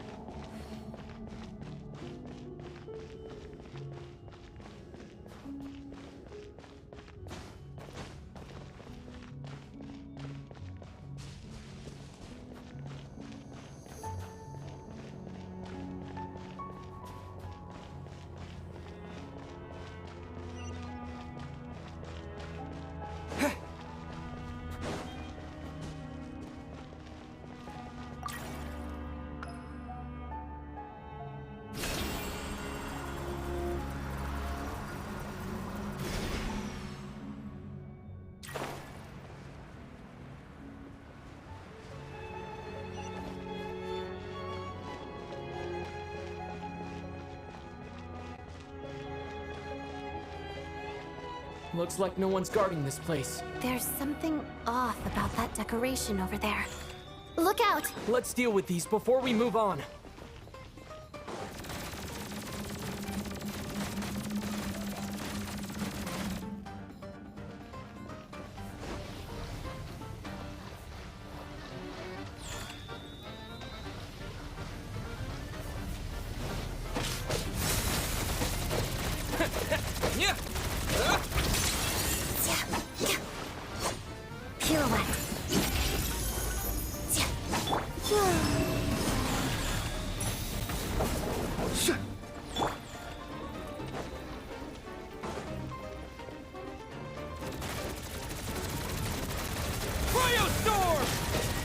The night cometh.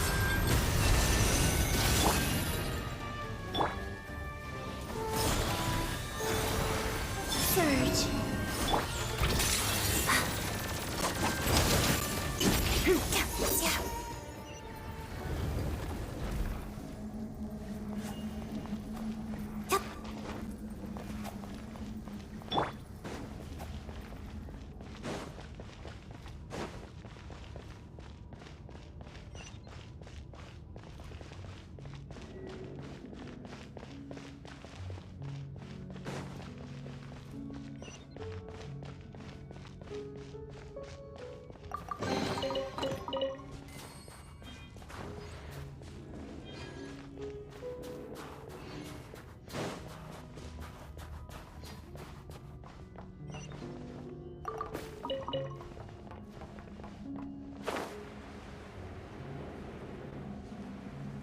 The researchers here probably don't know that we're uninvited guests. Let's try not to hurt them. What's the big star from the theater doing here? That's Miss Odette. She's a member of the Fatui. Don't tell me you didn't know that.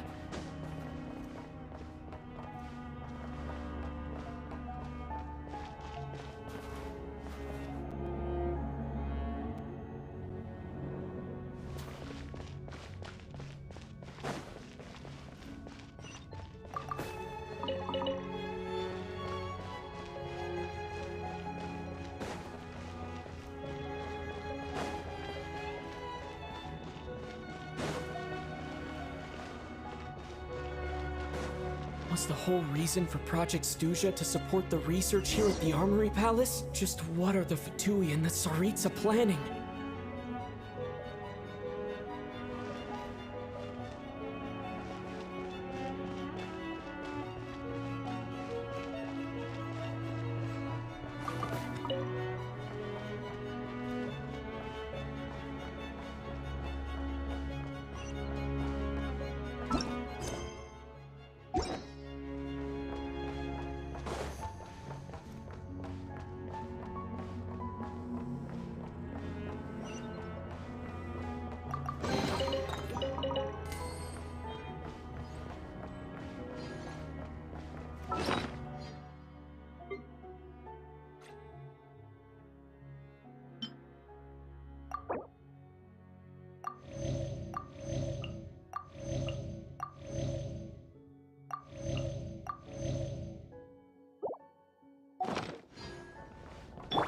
Whoa!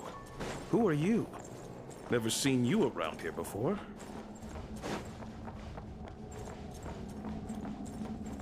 Looks like there's no way through here. Maybe using the power of this prism could help?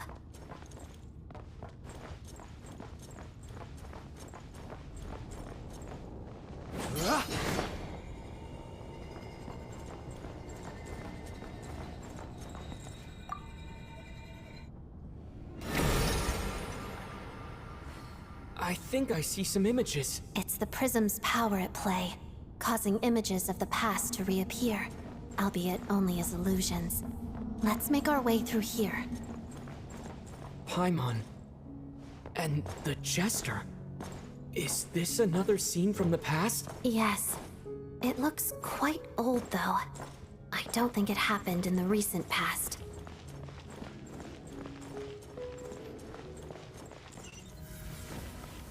What's going on here? What happened? The source seems to be the Armory Palace. They must have started some large-scale experiment. Wait, what if this has something to do with Paimon? We need to hurry!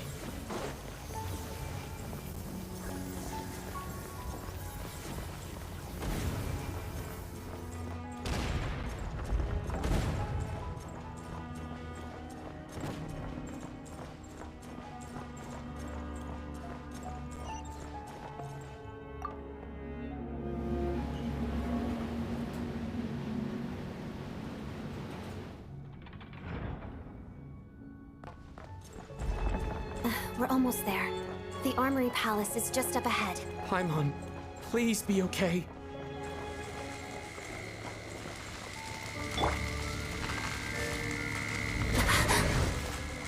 Shadow me. Wing. Observe.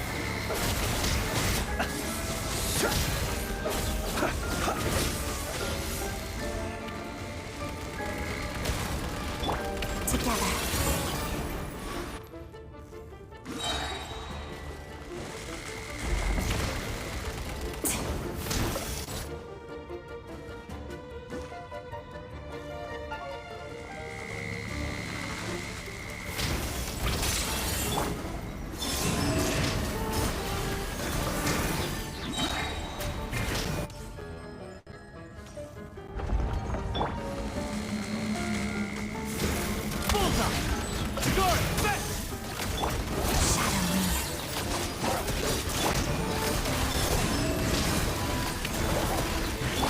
Close your eyes.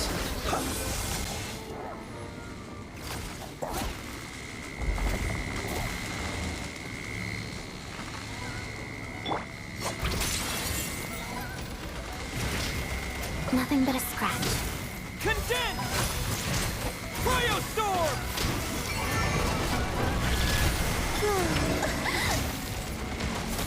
Beware the creatures of the night. Observe.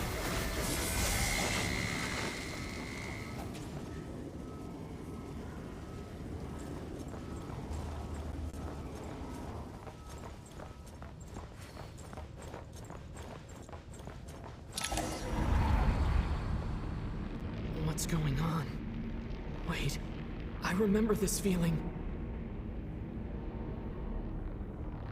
It's the curse of death. No, not now.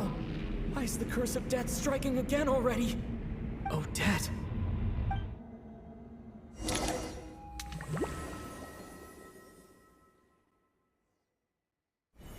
Is this the afterlife again? I need to find a way back to reality. Is that Odette's core Ignis? Could that...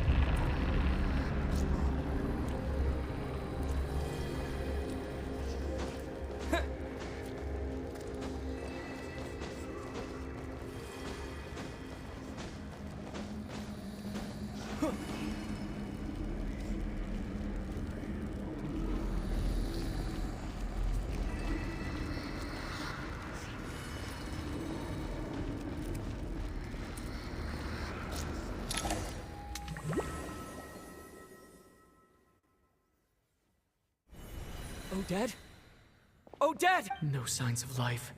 But past experience says that she should be resurrected before too long. Did Odette intentionally use her core Ignis to guide my soul? I feel like something similar happened in a dream I had. Thank you, Odette. If not for you, my soul wouldn't have found its way back to my body, but I'm sorry. I don't have time to protect you. I have to use the time you bought me to get Paimon.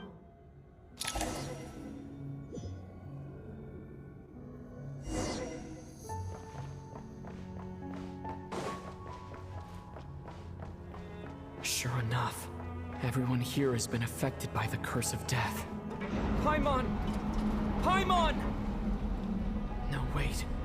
Paimon probably didn't escape Renova's curse either. She won't be able to respond to me right now. I'll have to find her myself.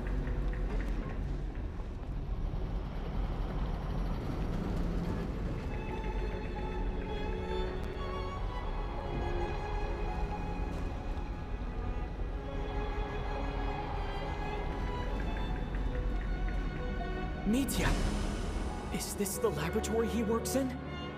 What happened here to trigger the curse of death again so soon? I'll have to ask him when he wakes up.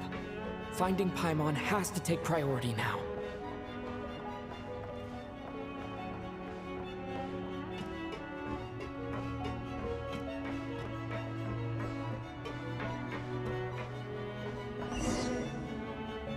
Found her! Paimon really is here!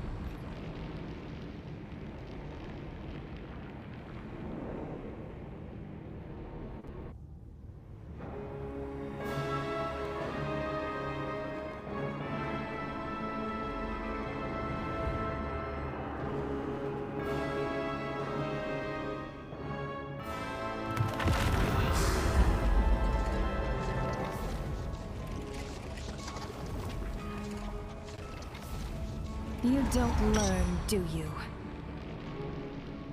You've already been involved in one mass death, and now you show up at the scene of another. This might have passed for a coincidence the first time, but a second time? Am I to assume you are intentionally interfering in Snezhnaya's affairs? Judging by your expression, it seems that you understand little in that case. A word to the wise. Do not interfere in Snezhnaya's affairs. A civilization that fails to learn its lesson constantly depletes its own worth. It will one day lose any reason for its existence. And as a descender, you are perfectly suited to be the lifeline to which a dying civilization might desperately cling. Consider your position carefully. No advice needed. I'll make my own judgments. Suit yourself. When the day of reckoning arrives, not even a descender can hope to escape unscathed. The time for resurrection fast approaches. The mortals here are not yet worthy to behold my form. So that will be all for today.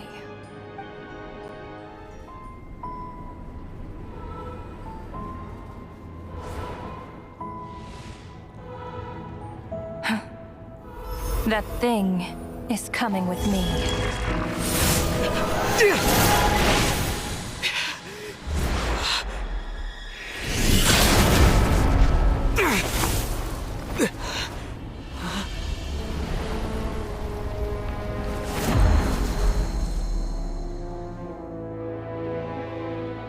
You awoke sooner than I thought. The curse of immortality is stubborn. Unable to enter the ley lines, yet not content to remain a spirit. Ruler of death, what do you want? You perplex me. Both you and you. That thing may be a creation of Celestia, but it possesses none of Celestia's power, let alone authority. Your obsession with it baffles me. No matter, the resurrection will soon begin. It's worthless anyway. I'll reclaim it next time.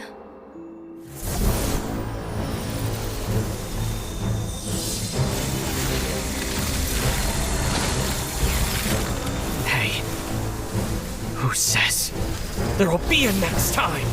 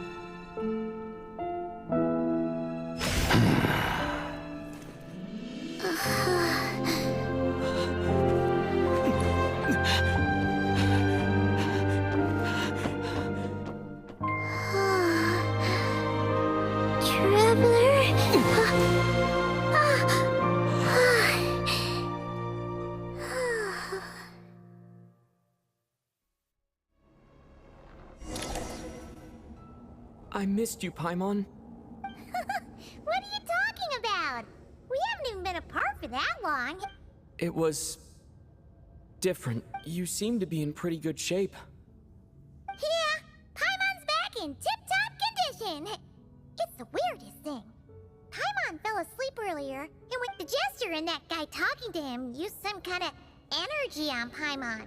And she could kind of feel it canceling out that other thing. So, Mitya helped too? Apologies for leaving in such a hurry at the theater earlier. I was in a rush to verify some theories.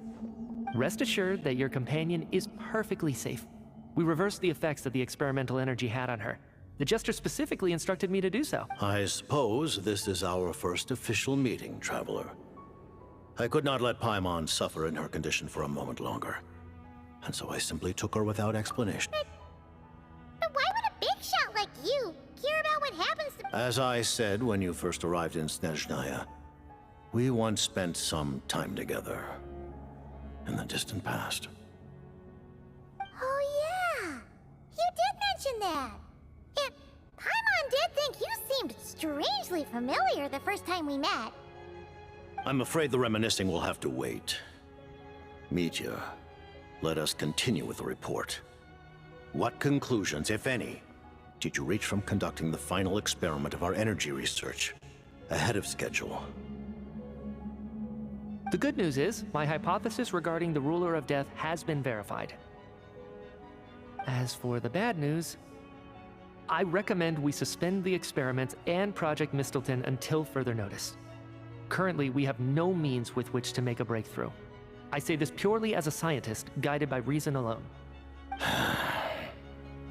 I will trust your judgment. We shall put the project on hold until the Ruler of Death has been eliminated. Wait, what are you guys talking about? You want to get rid of Renova? By whatever means necessary, so long as it removes the threat she poses to us. Until then, everything we do will be in vain. After what just happened, I've ascertained Renova's goal. Or rather, the trigger condition for the Curse of Death. Okay, let's hear it. What she's doing is blocking Snezhnaya's technological progress, preventing us from possessing any means with which to threaten the heavenly principles. Just like the little lapdog she is.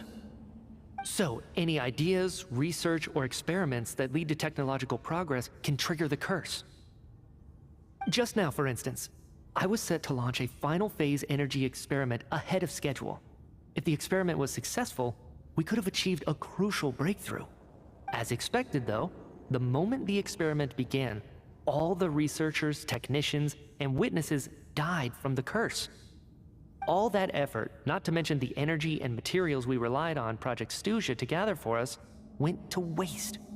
In the end... Does that mean something similar happened when we were at the theater? That's right. During the performance, I thought of an important breakthrough regarding the experiment, and wound up dragging everyone into this. So the nature of the curse seems to be something like... when moments of technological progress occur, all life in the vicinity is taken away. What a violent method! Of course, that meant the curse was normally limited to the Armory Palace. Since outsiders are forbidden from entering, this mass death phenomenon went unnoticed. Until Odette came along. I believe she was the first witness. The curse of death was triggered just before she infiltrated the Armory Palace that— But you mentioned something about a final stage experiment. Doesn't that mean you've actually made some progress? That's right. Even with the gods locking certain key components out of reach, humanity can still advance technology in incremental steps accumulated over time. But, as I'm sure Renova anticipated, even incremental progress has its limits.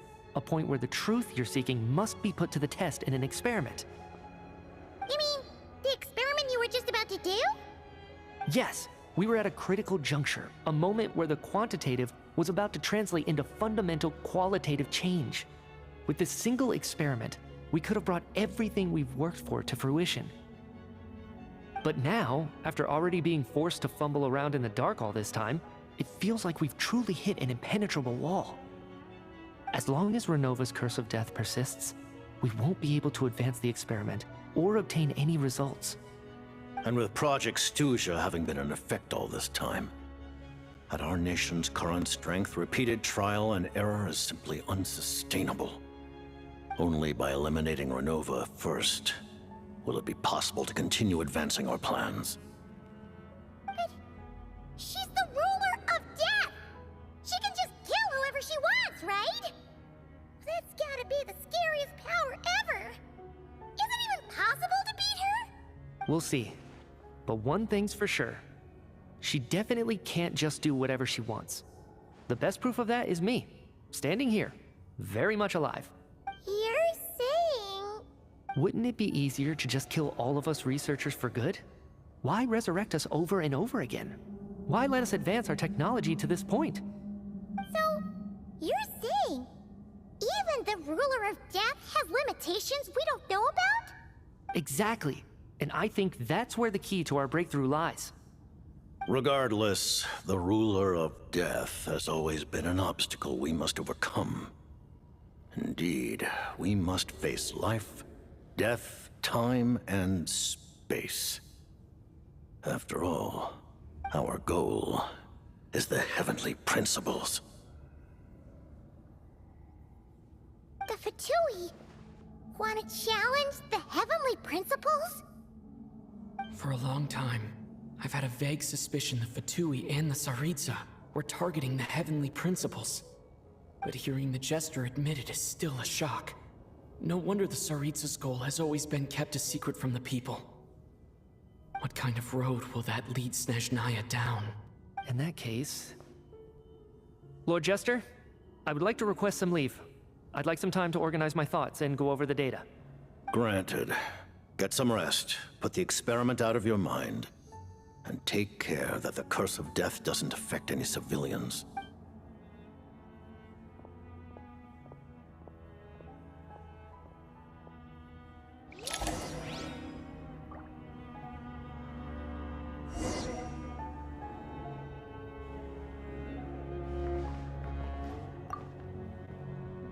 While there is yet time, allow me to offer you my hospitality, honored guest of Snezhnaya.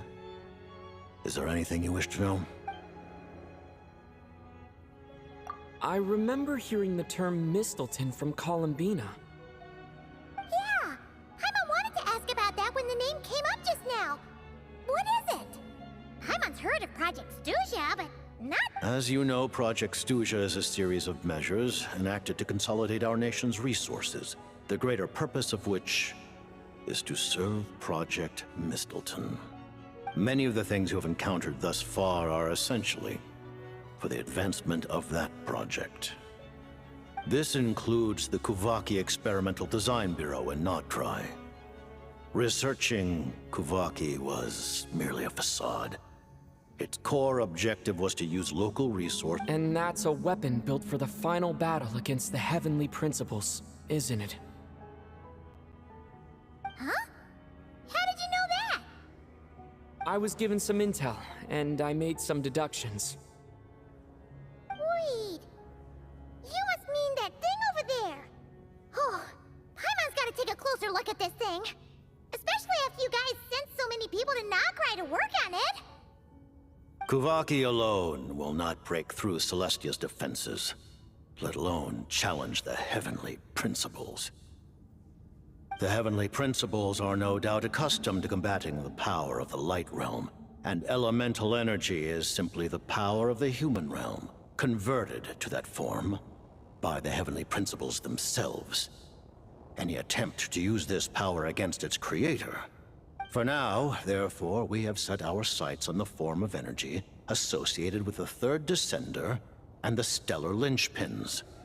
This may hold the potential to allow Mistleton to contend with the Heavenly Principles. You could say that by reverse engineering the Stellar Linchpins to extract the energy within, we have obtained a source of anti-Celestia energy. The Kuvaki Experimental Design Bureau, Project Stuja, and the new energy experiments. Huh. And it looks like your plan is almost complete. No wonder the Ruler of Death came after you.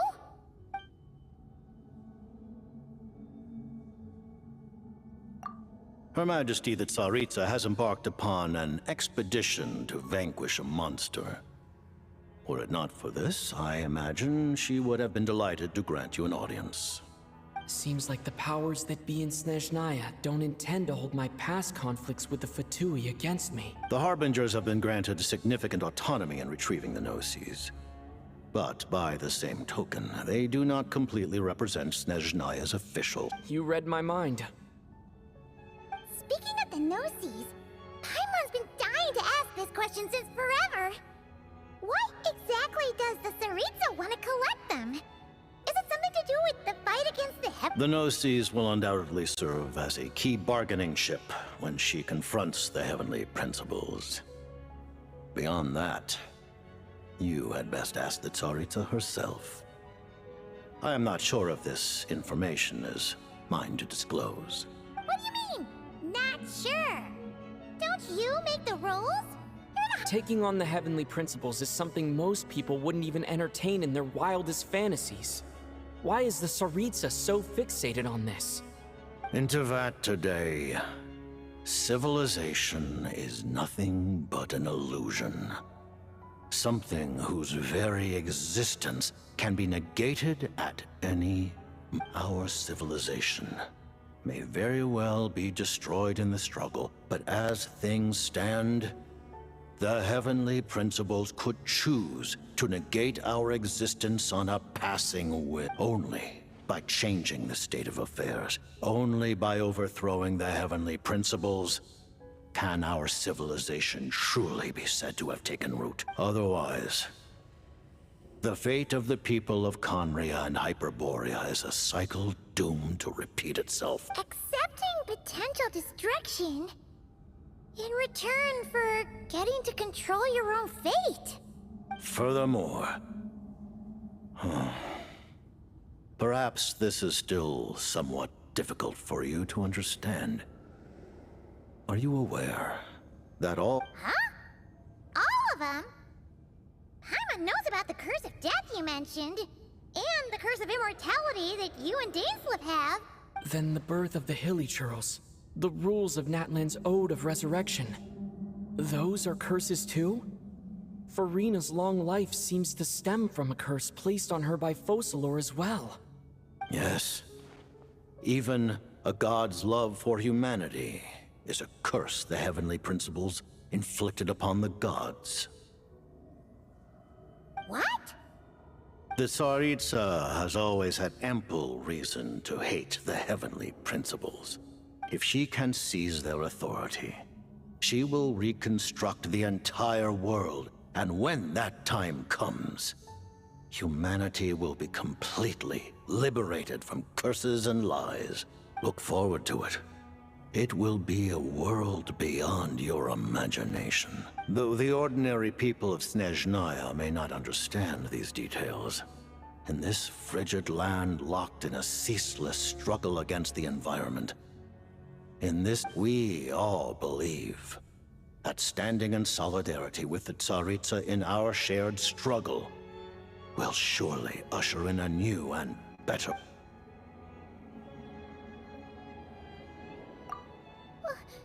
Paimon really doesn't remember. He's basically a stranger. You've got to believe Paimon. Allow me to explain. The reason Paimon reacted to the anti-Celestia energy developed by the Armory Palace is because she comes from Celestia herself. More specifically, she is one of its creations. Paimon? A creation of Celestia? Oh, right. I was blinded by anger earlier, but thinking back on it, Renova also said that Paimon is a creation of Celestia. But she lacks... As you know, but the first application of this technology was in Conria over 500 years ago. I used this technology upon the heavens, and the response I received was none other than Paimon descending from Celestia. I presented her to the Vinster King, but he took no interest in this gift, nor Paimon then took up temporary residence in my palace until, of course, the... Wait, Paimon's a little confused. You're talking about things that happened in Conria 500 years ago, but Paimon doesn't remember any of that. Falling from the sky? Being given away as a gift? Having lived through the cataclysm, perhaps you too were burdened with some manner of curse. Although, losing your memories would indeed be the smallest price I've ever seen paid. But it's not just her memories from Conria. Paimon doesn't even know how she spent the last 500 years. She only has memories from the past few years. Now, what was Paimon like back in Conria? Did she know a whole lot because she came from Celestia? Was she super smart? Unfortunately, when you arrived in Conria, your consciousness was like that of a newborn infant.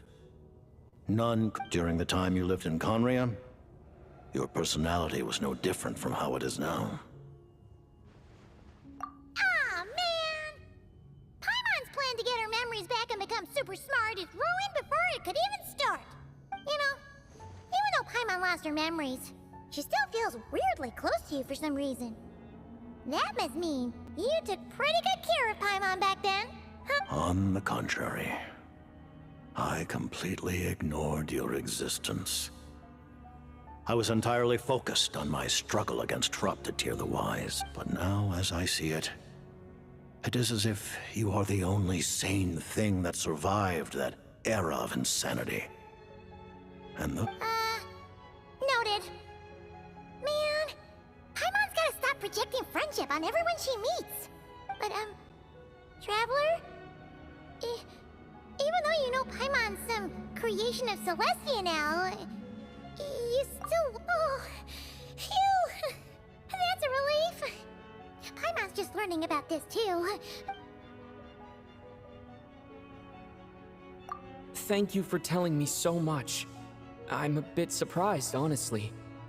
I didn't expect you to be quite so transparent. Given the circumstances, the Fatui need not hide anything from our allies. Allies? To advance Project Mistleton, we must first resolve our issue with the Ruler of Death. And... That's right. Ever since she said she intends to reclaim Paimon when we next meet. Against an opponent of this caliber, deliberating over our allegiances would waste time we do not have. You're going to challenge the Ruler of Death? Just for Paimon? But... thank you. Oh, thank you! The Tsaritsa will return in triumph in short order, and the Fatui shall hold internal discussions regarding the enemy. Got it. Thanks for your help with Paimon. I'll be sure to look after... There was just one other thing. Well, it's just a request, really. Paimon, of course, Paimon knows it's top secret and stuff, but... Certainly you may. Oh, for real? Actually... While the technology is not yet fully developed, it has nevertheless reached the stage. Oh. Wow. No wonder Paimon felt so out of sorts recently.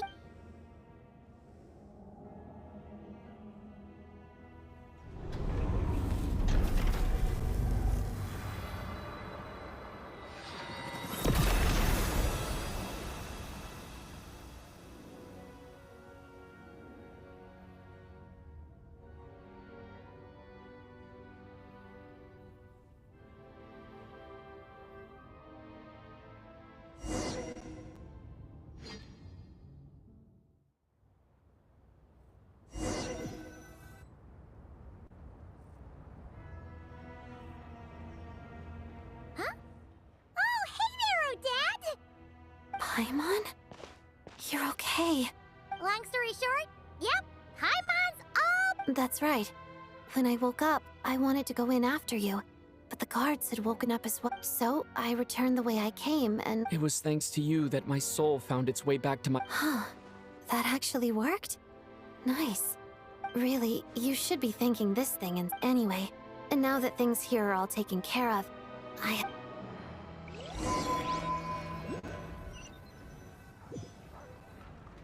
Ah, Director Chuganov, you're back. We just received notice that Project Stuzha has been suspended. This is the preliminary plan. In addition to expanding production capacity, we've also discussed feasible layoff plans to optimize. Our calculations indicate that the factory's profits will increase by at least 30%. That won't be necessary. Leave the energy for those who need it. Whether they use it just to get by or to run a business, that's up to them. Start preparing to halt production and lay off the staff. Make sure the workers are able to land on their feet and that they are duly compensated. Am I hearing you right? Why? After all the tough times we made it... I just... suddenly don't want to... Iskra. It's time... Dear esteemed members of the Rokot, given the effects of Lelik's radical actions upon our organization's reputation and social stability, considering that Lelik did what they did for the benefit of the people, the Rokot has nevertheless negotiated with the authority. Lelik will be suspended for a period of time. Depending on their future performance, they may be allowed to adopt a... The purpose of this notice is to remind everyone once again that motives and even with Project Stuzha's suspension and our interim operational victory, we must guard against we act only for the greater glory and solidarity of our nation. We act only for the greater glory and solidarity of our nation. Looks like it's fine. You mean for us? Just thinking out loud, I've never seen the Snezhnaya Vecha so lively before.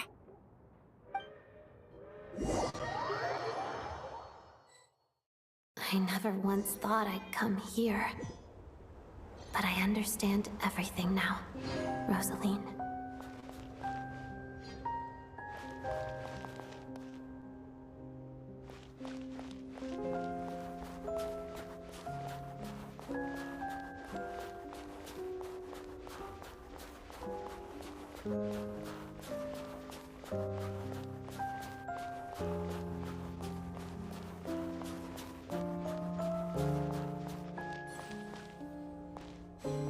I've seen Spirit Seeker performed many times, including by your mother. Why do you bring that up all of a sudden? Even though the choreography is always identical, every dancer finds a way to make it her own.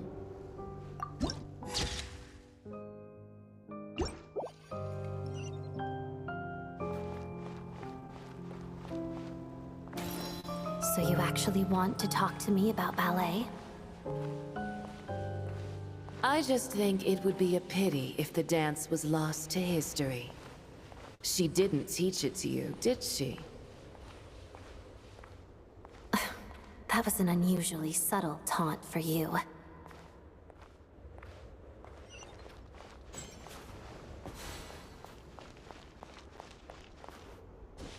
We embraced one another on the snow-swept plains, melting the ruthlessness of time. But when our bodies, in pieces, are cast to the winds, what of our love will remain behind?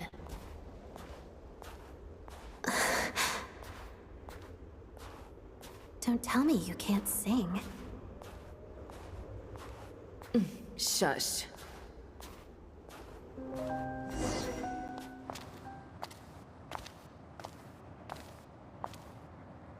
I understand her hatred. The Fatui robbed her of the life she should have had. I never opposed her dancing. Yet still I became an enemy of her ballet. I'll just keep my distance. Many despise me. I'm used to it. You're certainly not one to shy away from confrontation. But children, they need a different approach. I'm hardly the most maternal figure. Yet, she is a child. In my experience, while a father commands authority, he must still yield to love. You should tell her what you think about her dancing.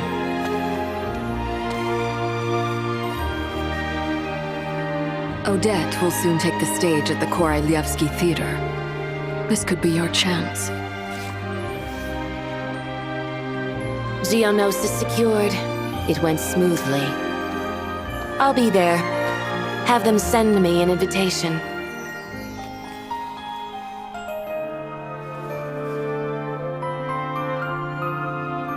Sadly, things didn't work out. Her final words are inside that block of ice. This? Aren't these for monitoring her subordinates? Not yours. This one isn't her witch's flame, but my two worlds' flames. The two worlds' flames can burn away memories. It was my parting gift to Rosaline.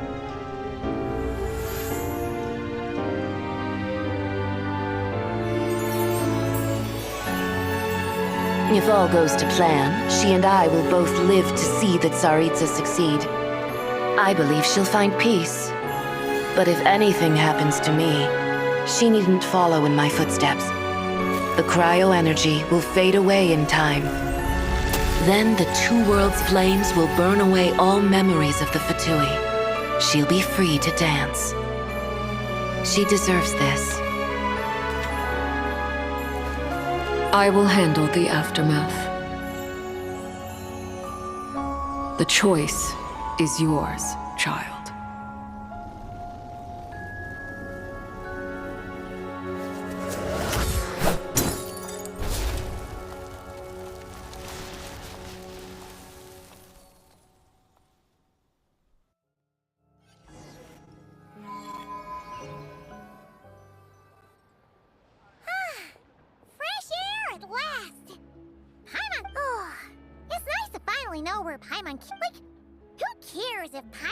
Creation of Celestia. And like you said, this doesn't have to change anything between us. You're not gonna just... You've spent the last few days lying in bed and stuffing your face. Says who? Paimon's as agile as ever. They don't call her White Floaty for nothing. Paimon originally wanted to check out the bookstores in Snezhnaya, but she's more in the mood for flying... Wait! They've got light novels from Yai Publishing House here too! Huh? And this is Paimon's favorite mystery story. The local Snezhnaya books look pretty interesting too, but also kinda heavy. I thought you were in the mood for flying around. Paimon can read while she flies. Hey! Look at these two dolls! Which do you like better? Alright, boss, we'll take both. Oh, I thought we were only getting one. All right. There you are. Thanks for visiting. Paimon will grab this and then... Huh? Huh? Huh?